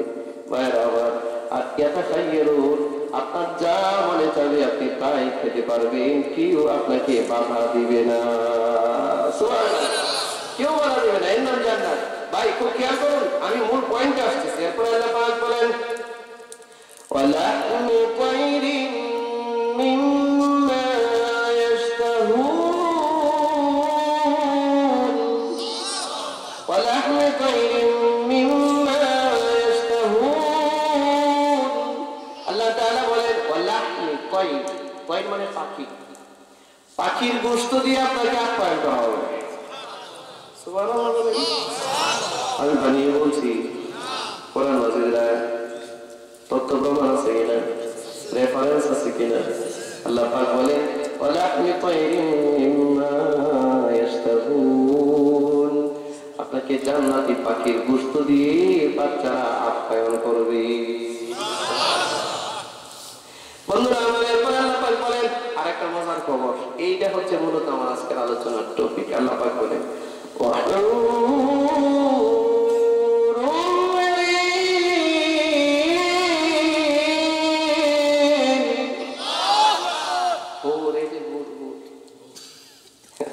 এতক্ষণ যে হুরের কথা বলে আসলাম, এই যে হুর, হুর কোরআন মাজিদে আছে কি না এটা বোঝানোর জন্য মূলত আজকের আয়াত তেলাওয়াত করছে। একজন পুলিশ অফিসার বলল, মৌলভীরা আমাদেরকে হুরের কথা বলে আমাদেরকে ভুলভাল বোঝায়। মৌলভীদের কথা বলে না কোরআনের কথা বলে, এটা একটু প্রমাণ দিচ্ছি আপনাদের সাথে। আচ্ছা, এই যে আয়াতটা সূরা ওয়াকিয়া 22 নম্বর আয়াত, কয় নাম্বার? বাসায় যাবেন একটু বাংলা কোরআন মাজিদ তেলাওয়াত করবেন, খুঁজে দেখবেন এটা আছে কিনা।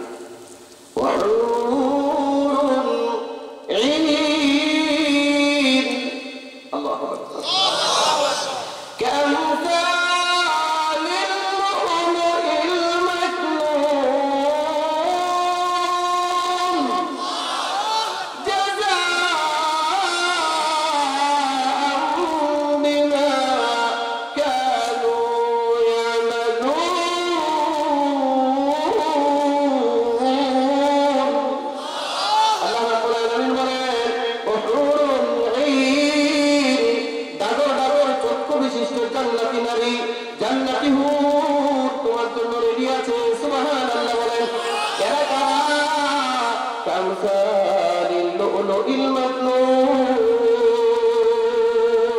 যারা সুরক্ষিত মণিমুক্তার নেয়, সুবহানাল্লাহ, সুরক্ষিত মুক্তার নেয়, সুরক্ষিত মুক্তা মণিমুক্তা সব জায়গায় খুঁজে পাওয়া যায় না, ঠিক না বলেন? মুক্তা সব জায়গায় পাওয়া যায় না, সব ঝিনুকে মুক্তা হয় না, আর মুক্তা রাস্তার আশেপাশে পড়ে থাকে না। মুক্তাটা হয় সাগরের তল দেশে যে ঝিনুকটা লুকাইতে থাকে। আল্লাহ আকাশ থেকে রহমতের বাড়ি ভরা যখন বর্ষিত হয়, সাগরের গভীর তলা থেকে ঝিনুকটাকে আল্লাহ কুদরতি ভাবে সাগরের পানির উপরে উঠায়। সুবহানাল্লাহ বলেন। সে কুদরতি ভাবে সাগরের পানির উপরে উঠে এই ঝিনুকের যে দুইটা দানা আছে, এই দুইটা মুখ সেভাবে মেলে দেয়, আর রহমতের পানির একটু আশা করে। রহমতের পানি যখন তার পেটের ভিতরে পড়ে, সাথে সাথে আবার তার দানাগুলো এভাবে সে আটকে ফেলে আবারও সাগরের তলে শেষে চলে যায়। সুবহানাল্লাহ বলেন, সুবহানাল্লাহ। আর দিনের পর দিন যায়, বছরের পর বছর যায়, ওই দিনও একটা রহমতের ফোঁটা পানি তার পেটের মধ্যে নিয়ে সাগরের তল দেশে বছরের পর বছর অবস্থান করলো। ওই ঝিনুকের ভিতরে রহমতের পানিটাকে আল্লাহ মুক্তায় পরিণত করে দিয়েছে। সেখান থেকে খুঁজে মনিয়ার মুক্তা দুনিয়ার মানুষ বের করি। আল্লাহ রাব্বুল আলামিন বলেন, মুক্তা যেমন স্বচ্ছ, মুক্তা যেমন পবিত্র, মানে মুক্তা যেমন স্বচ্ছ, ওই জান্নাতি নারীরাও তেমন স্বচ্ছ। সুবহানাল্লাহ। কামসালিল লুলুইল মাকনুন, কামসালিল লুলুইল মাকনুন, সুরক্ষিত মুক্তার নেই। সুবহানাল্লাহ, সুবহানাল্লাহ। এটা রাস্তাঘাটে পড়ে থাকে না। যেমন আমাদের দেশে মেয়ের অভাব আছে, লাখ লাখ রাস্তা বাইরে কি অবস্থা, কিন্তু আপনি দেখবেন আপনার ছেলের জন্য একটা মেয়ে দিলে বিয়ে করাতে যান, মেয়ে পাবেন না বুঝে। কথা বলেন ঠিক কি না? আচ্ছা, ঘটনা কি যে রাস্তাঘাটে যে হাজার হাজার করে মেয়ে না, মুক্তা খুঁজে পায় না। এগুলো যা আছে মানুষকে তাদের চেহারা ছবি দেখায় বেড়ায়। ও মা, আপনি তো মুক্তার মতো দামি ছিলেন, আপনার এই পবিত্র দেহটা যখন আপনি আপনার একটা মহিলা, আমার বুঝে আসে না, একটা যুবতী নারী, একটা মহিলা, একটা পবিত্র মা, সে কি করে তার এই দেহটা ব্যাপারটায় জনসম্মুখে প্রকাশ করতে পারে? আমার বুঝে আসে না যে এই মহিলাটা কতটুকু বেহায়া বেরোজা হলে পরে এই কাজগুলো করে। সে এত সুরক্ষিত মুক্তার মতো দামি মানুষ, ঠিক না? আল্লাহ তাআলা একটা মা আর একটা মেয়ে পায়ের নিচে সন্তানের জান্নাত বরাদ্দ করছে। সুবহানাল্লাহ বলেন, সুবহানাল্লাহ।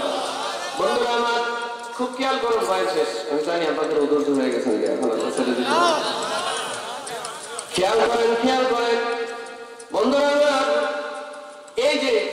জান্নাতের ভিতরে আল্লাহ আপনাকে হুর দিলেন, যে হুরগুলো হচ্ছে আমসালিল লুলুইল মাকনুন। আপনারা তো এটা তাফসীর মাহফিল না?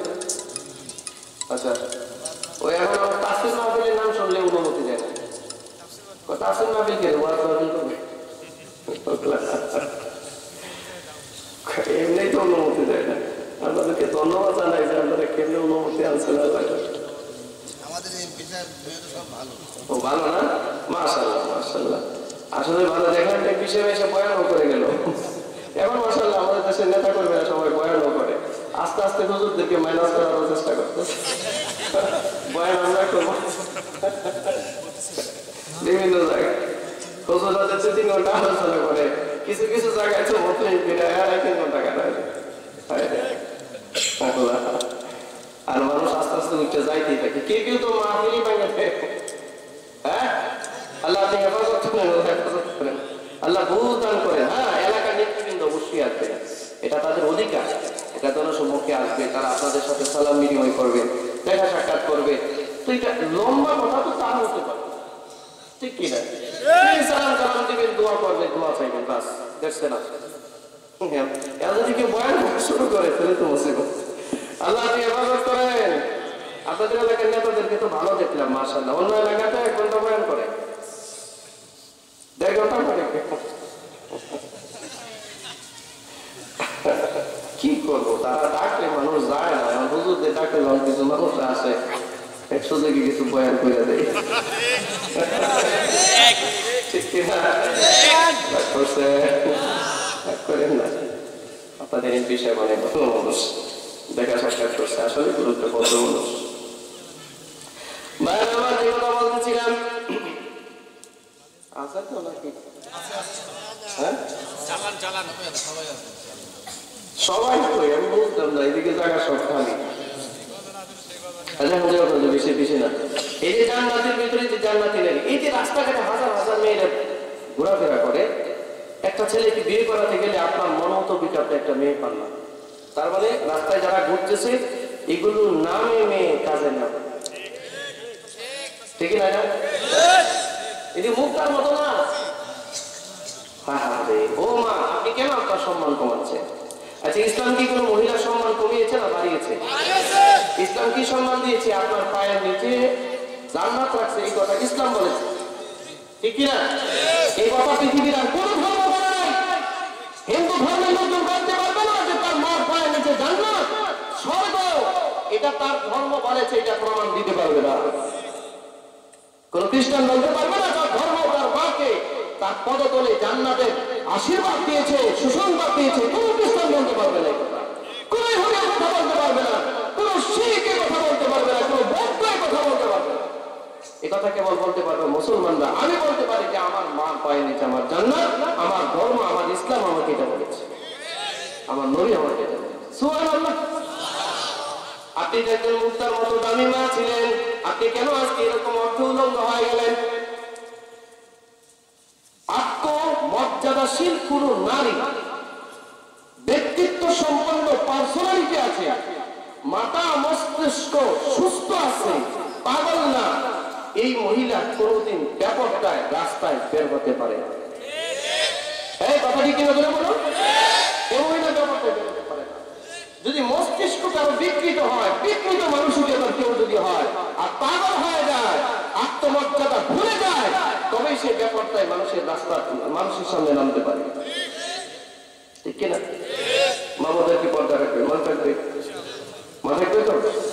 মামুন মনে রাগ করতেছে, রাগ করলে আমার কিছু করার নেই।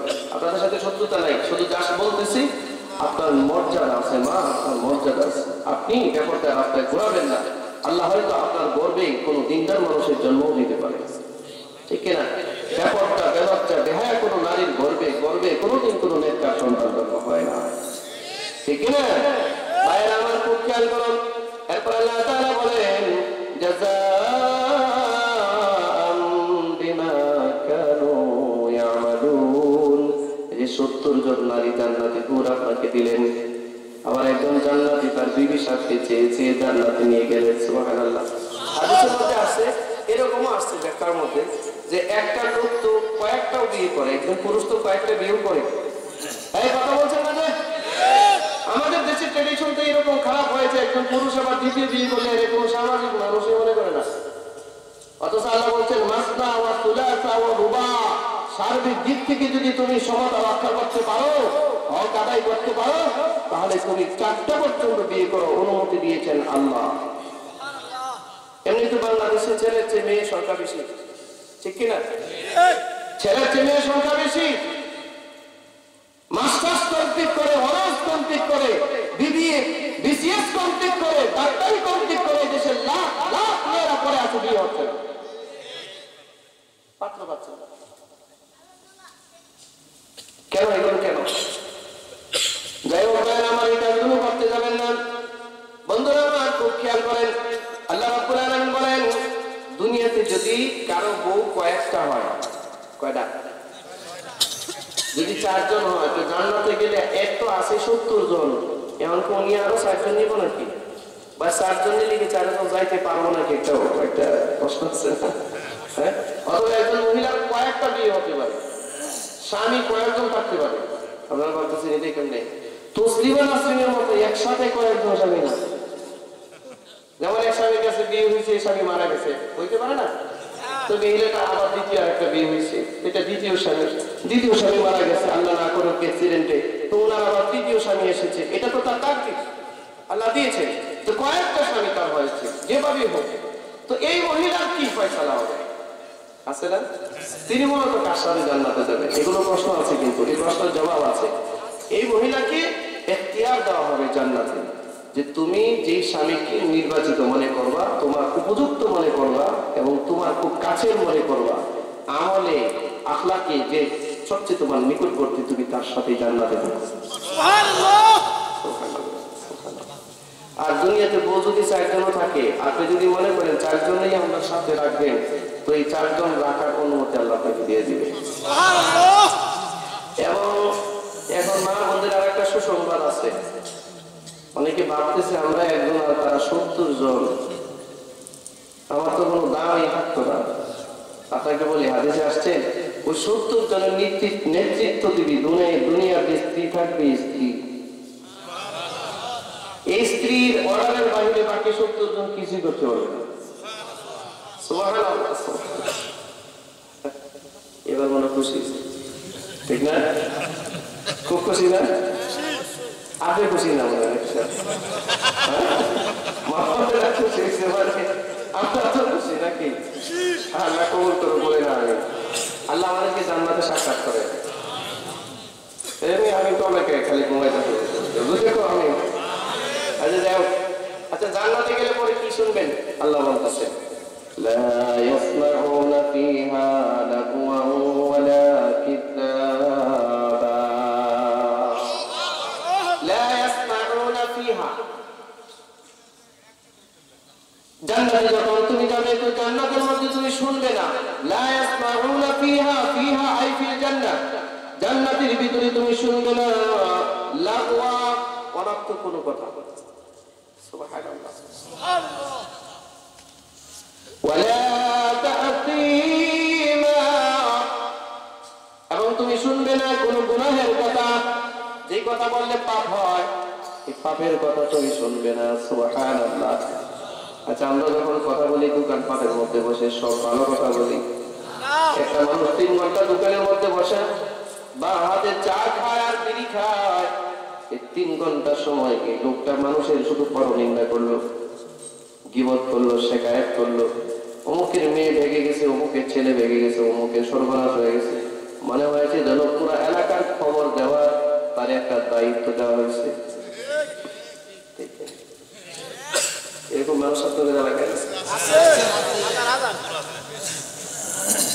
আর তাহলে সে উনি তো মনে করে আমি বিশাল এক সাংবাদিক, রাতের খবর দিনের খবর সব আমার কাছে আছে।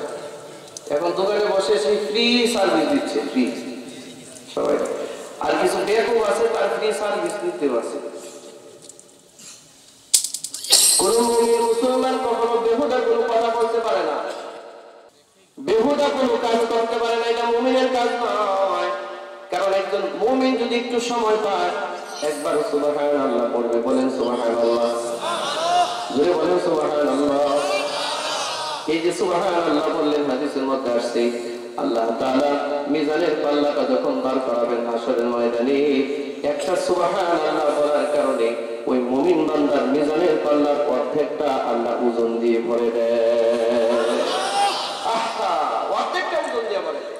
3টা ঘন্টা সময় দোকানে বসে শুধু মানুষের কুচ্ছা রচনা করলেন, মানুষের শুধুমাত্র গীবত আর শিকায়াত করলেন। কি করলেন আপনি? আপনি শুনেন নাই ওয়াইলুল লিকুল্লি হুমাযাতিল লুমাযা, যে লোকটা মানুষের সামনে পিছনে গীবত করে বেড়ায়, সমালোচনা করে বেড়ায়, যার অন্যায় নাই সেই অন্যায়টা বলে বেড়ায়, মিথ্যা কথা বলে বেড়ায়, এই লোকটা যেন বেহুদা কাজ করলো। অথচ এই লোকটাই যদি সুবহানাল্লাহ পড়তো তাহলে তার মিজানের পাল্লা প্রত্যেকটা ভরে যেত। হাদিসের মধ্যে আসছে একজন ইমানদার যদি আলহামদুলিল্লাহ বলতো, আলহামদুলিল্লাহ, মিজানের পাল্লার বাকি অর্ধেকটা ভরে যেত। সুবহানাল্লাহ বলেন, সুবহানাল্লাহ। আইরে হ্যাঁ, ও ভাই সুবহানাল্লাহ পড়লে কি 1 ঘন্টা লাগে? আধা ঘন্টা লাগে? 1 মিনিট লাগে? আধা মিনিট লাগে? 1 সেকেন্ড লাগে? 1 সেকেন্ড কি 2 সেকেন্ড শোধ করছে? সুবহানাল্লাহ।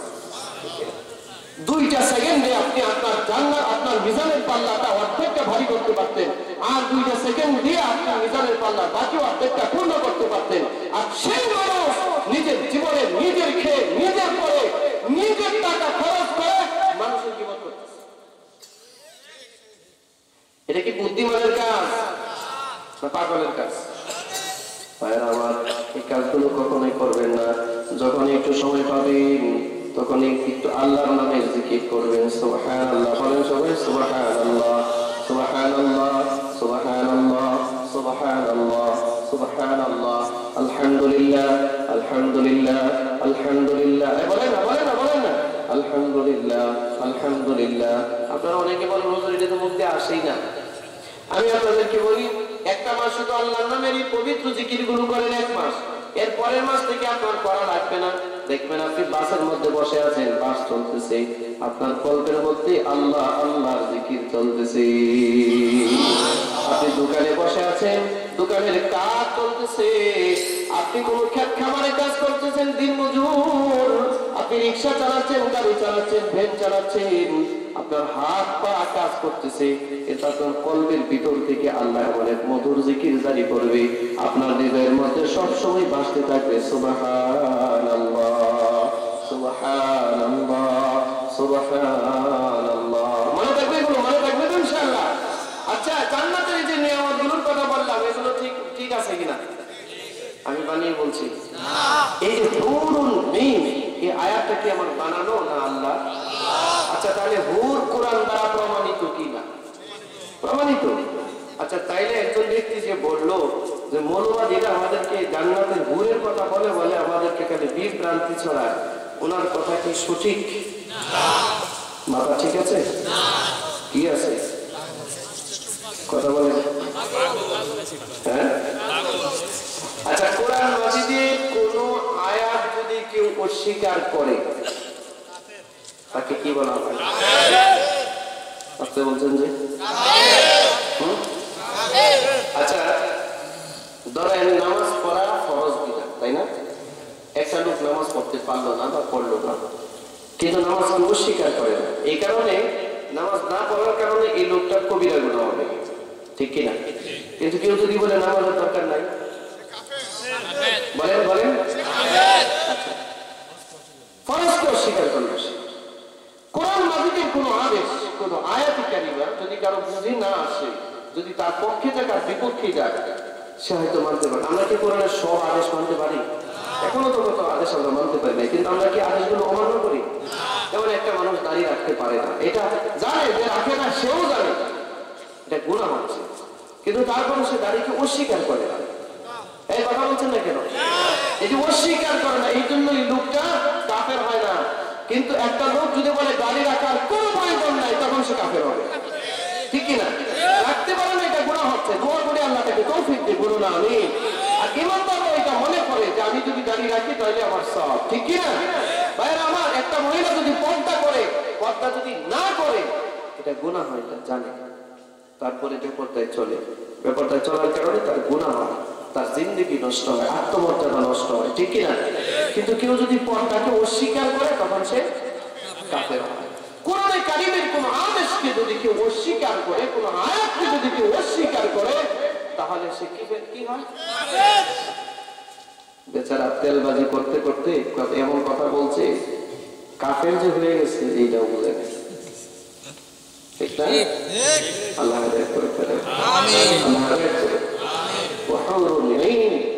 আল্লাহ তাআলা কোরআনে কারীমের ভিতরে জান্নাতের হুরের আলোচনা করেছেন। 400 পুরুষের শক্তি একজন জান্নাতীর গায়ে আল্লাহ দিবে। 60 হাত লম্বা হবে, 60 হাত। বুকটা হবে 7 হাত। কয় হাত? আমার হাতে 7 হাত না। 60 হাত মানুষের হাতটা কত বড়? কি বলেন? 60 হাত মানুষের হাতটা কত বড়? এটা দিয়ে 7 হাত হবে। অতএব মুরব্বীরা টেনশনের কোনো কারণ নাই। এখানে যদি আরো কিছু নিয়ামত আল্লাহ দেয় তো সেইটাকে নিয়ন্ত্রণ করা হবে ইনশাআল্লাহ, ঠিক কি না? তো এই জান্নাতে যেতে রাজি আছি কারা কারা? সবাই? আচ্ছা, হাত তুলুন। জান্নাতে যাওয়ার জন্য তাহলে কয়েকটা কাজ করা লাগবে, রাজি? এমনি তো আমরা কালিমা পড়েছি, জান্নাত আল্লাহ আমাদেরকে দিবে, আলহামদুলিল্লাহ। বাকি জান্নাতটা যদি একটু সাজাইতাম আমরা, আমার জান্নাত আপনার জান্নাত দুনিয়াতে সাজাইতে হবে। যেমন একবার যদি সুবহানাল্লাহ পড়েন, হাদিসে আসছে আপনার জন্য আল্লাহ যে জান্নাত রেখেছেন, এই জান্নাতে একটা ফলদার গাছের জন্য দেয় আল্লাহ। বলেন মুখে আঙুল দিয়ে বলেন।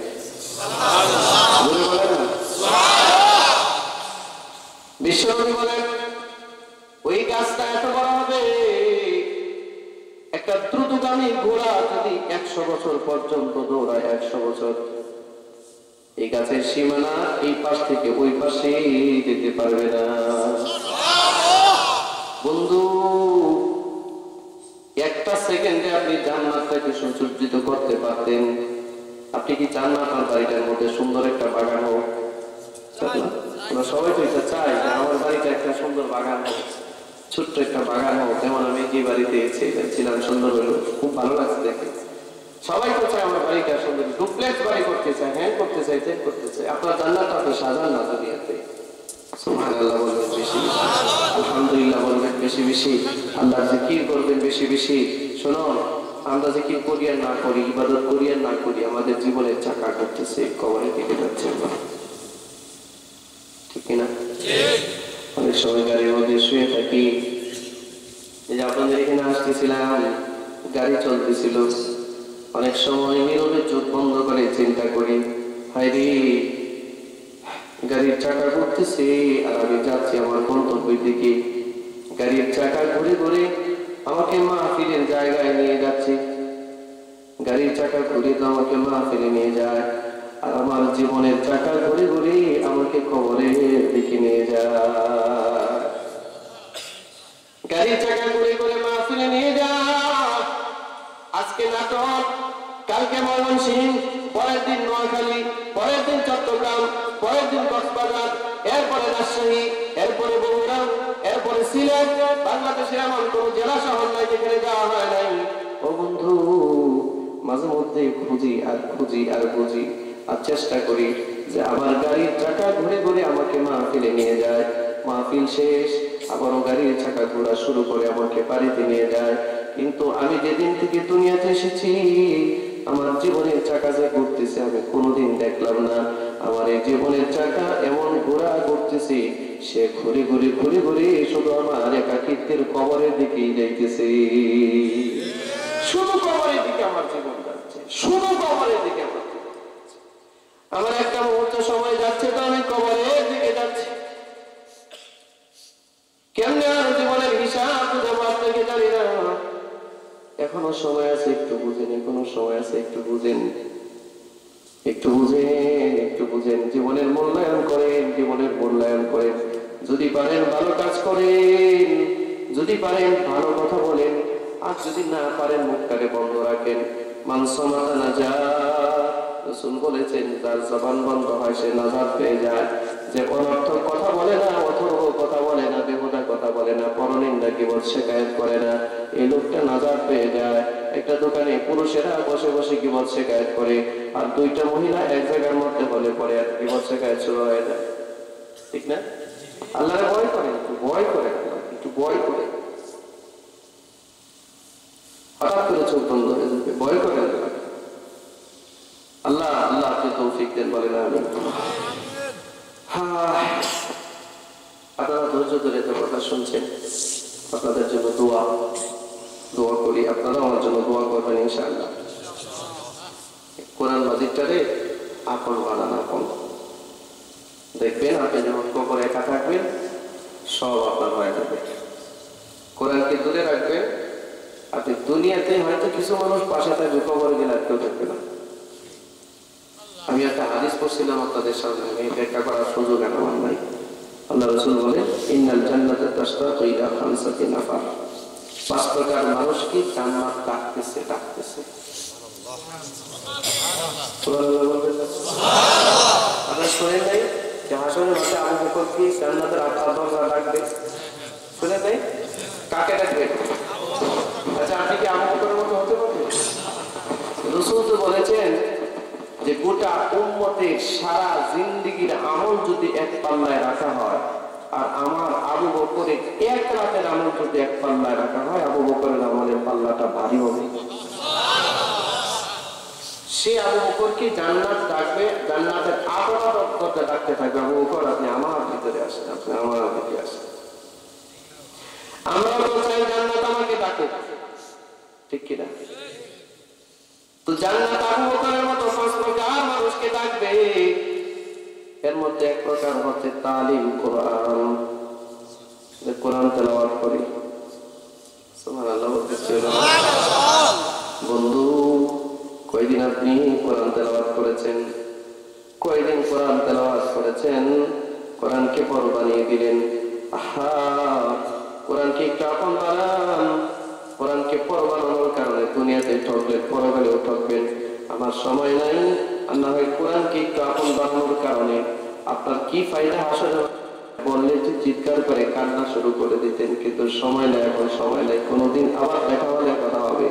বন্ধু, যে কোরআনের তেলাওয়াত করে 1 নাম্বার আবু বকরকে জান্নাত যেভাবে ডাকে, আবু বকর আমার ভিতরে আসেন, যে কোরআন তেলাওয়াত করে আসলে জান্নাত এমনি তারে ডাকবে, আসেন আসেন আমার ভিতরে আসেন। সুবহানাল্লাহ।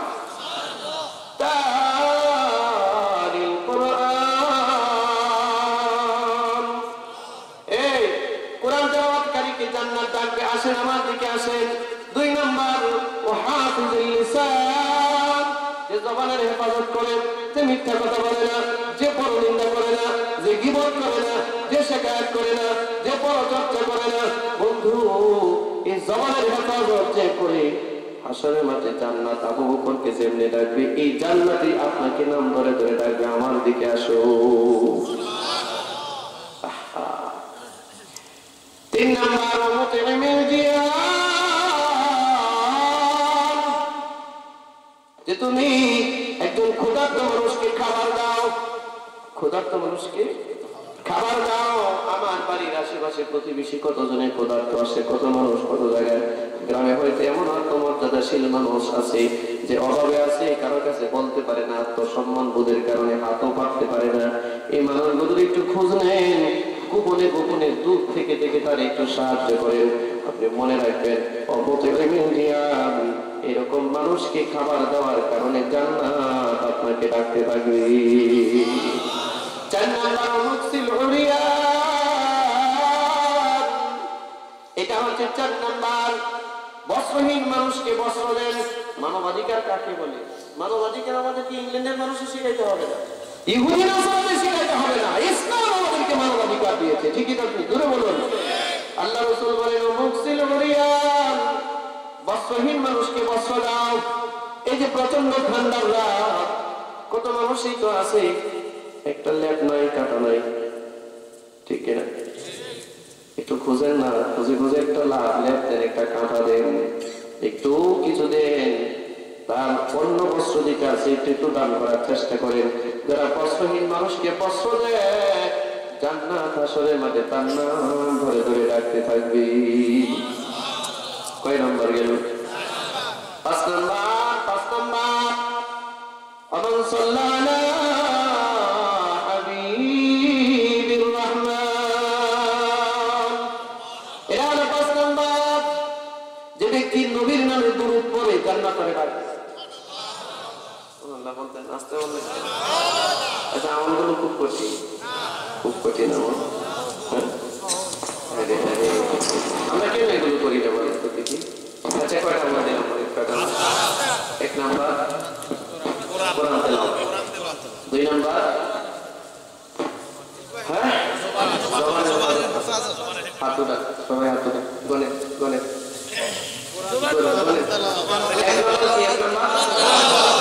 করবো তো।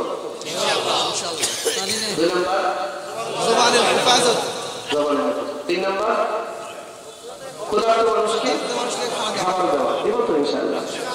4 নাম্বার বস্ত্রহীন মানুষকে বস্ত্র দেওয়া। 5 নাম্বার দুরূদ পড়া, আমার নবীর নামে দুরূদ পড়ব। আহারে দুনিয়াতে কত নবী আল্লাহ পাঠিয়েছে, কোন নবীর শানে দুরূদের ব্যবস্থা নাই, আর পড়লেও সব হবে বলে আমার জানা নাই, আপনাদের জানা আছে কিনা জানি না, কিন্তু আমাদের নবীর নামে একবার দুরূদ পড়লে 10টা রহমত আল্লাহ নাযিল করে। তার সংক্ষিপ্ত দুরূদ আছে সাল্লাল্লাহু আলাইহি ওয়াসাল্লাম, এইটা একটা দুরূদ। পড়বেন কারা কারা পড়বেন ইনশাআল্লাহ? মনে রাখবে তো? আমি একটা বিশাল ব্যবসা করে গেছি, আমাদেরকে বলে আমরা ধর্ম ব্যবসায়ী। আসলে তো আমরা ধর্ম ব্যবসায়ী, ঠিক না? ঠিক আছে তো? এই যে আজকে আমি যে আমলগুলো দিয়ে গেলাম, যদি আপনারা করেন আল্লাহ আপনাদেরকে যেমন সওয়াব দিবে, আমি যে বলছি আল্লাহ আমার এমন সওয়াব দিবে। আর তারা যখন নির্বাচনের আগে মাথায় টুপি দিয়ে বুঝছে এটা ধর্ম ব্যবসা না, ঠিক না? দেখবেন নির্বাচনের আগে একটা তসবিহ হাতে নেন, টুপি পরে না 5 বছর, নির্বাচনের আগে একটা নতুন টুপি কিনে জনগণের সামনে যখন আসে তখন এসে মাথায় টুপি দেয়। আচ্ছা এগুলোর অর্থ কি? এটা হলো মূলত ধর্ম ব্যবসা, মূলত ধর্মের ব্যবসা ওইটাকে বলে। আমরা ধর্ম ব্যবসা করি না, আমরা ধর্মের জ্ঞান মানুষের কাছে বিতরণ করি, ঠিক কিনা? অবস্থা তো এখন এটা হয়েছে, চোর ভালো মানুষে বলতেছে ও চোর, জ্ঞান কি হবে, ঠিক না? যারা ধর্ম ব্যবসায়ী তারাই আলেমদেরকে বলতেছে আলেমরা নাকি ধর্ম ব্যবসায়ী। আল্লাহ হেফাজত করুক, আল্লাহ তাদেরকে বুঝদান করুক, হেদায়েত নসিব করুক। ভাইরা আমরা এই সমাজের মানুষ, এই দেশের মানুষ, আমরা চাই না, আলেমরা কেউ চায় না যে কোনো মানুষ না বুঝে না শুনে শয়তানের ঢুকায় পড়ে এরা যেন জাহান্নামের জায়গায়, এটা কেউ চায় না। আমরা সবাই চাই আমরা একসাথে, আজকে যেন এখানে সাক্ষাৎ হয়েছে, জান্নাতে যেন একসাথে থাকতে পারি। আমিন বলেন। তাহলে আমলগুলো করবেন, হ্যাঁ? কয়টা? 5টা। এই 5টা আমলের মধ্যে আপনারা যে কেমন এত রাত্রে আমাকে দিলেন, এখন কোরআন তেলাওয়াতের মর্যাদাটা বোঝানোর কিছু হাদিস ছিল, সে বললে পরে হয়তো দিনের মধ্যে এমন একটা অবস্থা তৈরি হইতো আর এমন কান্না আসতো আর মনে হইতো যে আমার জীবনের কোনোদিন আমি কোরআন তেলাওয়াত ছাড়া দিন কাটাবো না। এখন আমাদের পারবো না, আমি শুধু এতটুকু বলি, এই যে 1 নম্বরে কোরআন তেলাওয়াত করতে পারলাম, হ্যাঁ? অনেকে বলবেন, মুরব্বীরা বলবেন, হুজুর আমি তো কোরআন তেলাওয়াত করতে পারি না, তো আমি কি করবো? আছে কিন্তু অনেকে আছে না, কোরআন তেলাওয়াত পারি না, আমি কি করবো? তাহলে আমি আপনার জন্য একটা বুদ্ধি দিয়ে যাই, এতটুকুই আজকে বয়ান শেষ। আপনি কোরআন তেলাওয়াত করতে পারলেন না, এটা কি আপনার সফলতা না ব্যর্থতা? এটা পরাজয়, ঠিক কিনা? এই দুনিয়াতে একটা মানুষ কোরআন তেলাওয়াত করতে পারলো না, এর মতো ব্যর্থ আর মানুষ কেউ হতে পারে না। কোরআন তেলাওয়াত করে ওই রে যুবক ভাই রে, তোমরা তো মুরব্বীদের মতো না, যাও না একটু ইমাম সাহেবের কাছে, প্রতিদিন 1 ঘন্টা সময় একটু ভিক্ষা চাও হুজুরের কাছে, হুজুর 1 ঘন্টা দেন, আমাদের কিছু কোরআন তেলাওয়াত শিখান। ভাই সারা দুনিয়া একদিন তোমাকে ছেড়ে চলে যাবে, কোরআন তোমাকে ছেড়ে যাবে না। কোরআন একটা প্রোটেকশন, একটা নিরাপত্তা, তোমাকে একদম জান্নাত পর্যন্ত পৌঁছাবে। ভাইরা মুরব্বীরা যারা পারেন না তারা এভাবে কোরআন উল্টাবে, কোরআন হাতে নিয়ে চুমা দিবে, এটা তো পারবেন? বুকটার মধ্যে তো ধরতে তো পারবে। এর অর্থ কি কোরআনকে আমি মহব্বত করি, পড়তে হয়তো পারিনি কিন্তু মহব্বত করি। আর আলহামদুলিল্লাহ এখন বাংলা ভাষা তো অনেকেই জানেন, বাংলা ভাষায় কোরআন তর্জমা হয়েছে, আপনারা পড়তে পারেন। তো অনেকে বলুন হুজুর বাংলাও তো পড়তে পারি না। তা আপনাকে বলছি, আপনি যদি কোনোটাই না পারেন, আপনি কোরআন হাতে নেবেন, জমা দেবেন, বুকের সাথে জড়ায় ধরবেন, পৃষ্ঠা উল্টাবেন, খ্রিস্টানদের উল্টে পড়বেন এমনি যে আল্লাহ এই কোরআন আপনার কালাম, আমি আপনার গোলাম, আমি পড়তে পারি নাই, শিখতে পারি নাই, যে কোনো কারণে এটা আমার ব্যর্থতা, এটা আমার পড়া যায়। আল্লাহ আমি কিন্তু আপনার কোরআনকে অস্বীকার করি না, আমি আপনার কোরআনকে মহব্বত করি। আমি জানি আমি সহিটা পড়তে পারি না, পড়তেই পারি না, তবে আমি যে ধরি আপনার কোরআনকে, আমি যে উল্টাই, আমি যে চুমা দিই, আপনি যদি ইচ্ছা করলে আমাকে সব দিয়ে দিতে পারেন। আচ্ছা আল্লাহ যদি কাউকে সব দিয়ে দেবে, এটা আমাকে জিজ্ঞেস করতে হবে? হ্যাঁ কি ভাই, আপনার দিকে দিব? কাউকে জিজ্ঞেস করতে হবে না? বাইতুল মুকাররমের ইমাম সাহেবকে জিজ্ঞেস দিব? মক্কার ইমাম সাহেবকে জিজ্ঞাসা হবে না? আল্লাহ আজিজুল হাকিম, আল্লাহ পরাক্রমশালী, আল্লাহ কোনো কাজ করলে কারো কাছে জবাব দিতে কিছু না, ঠিক না? মালিক আপনাকে দিয়ে দিতে পারে। অতএব আপনি এইটা করেন, এই যে কোরআনের প্রতি শুধু হাত দেওয়া, চুমা দেওয়া, এই কাজটা আপনার জন্য চূড়ান্ত নাজাতের ফয়সালা। আপনি বিশ্বাস রাখেন, হাদিসে কুদসিতে আল্লাহ পাক বলেন আল্লাহ জন্য আবদি দি, আমার বান্দা আমার ব্যাপারে যেমন ধারণা পোষণ করে, আমি আমার বান্দার সাথে তেমন ব্যবহার করি। আল্লাহকে কবুল করেন, সবাইকে আমাদের তৌফিক দান করেন।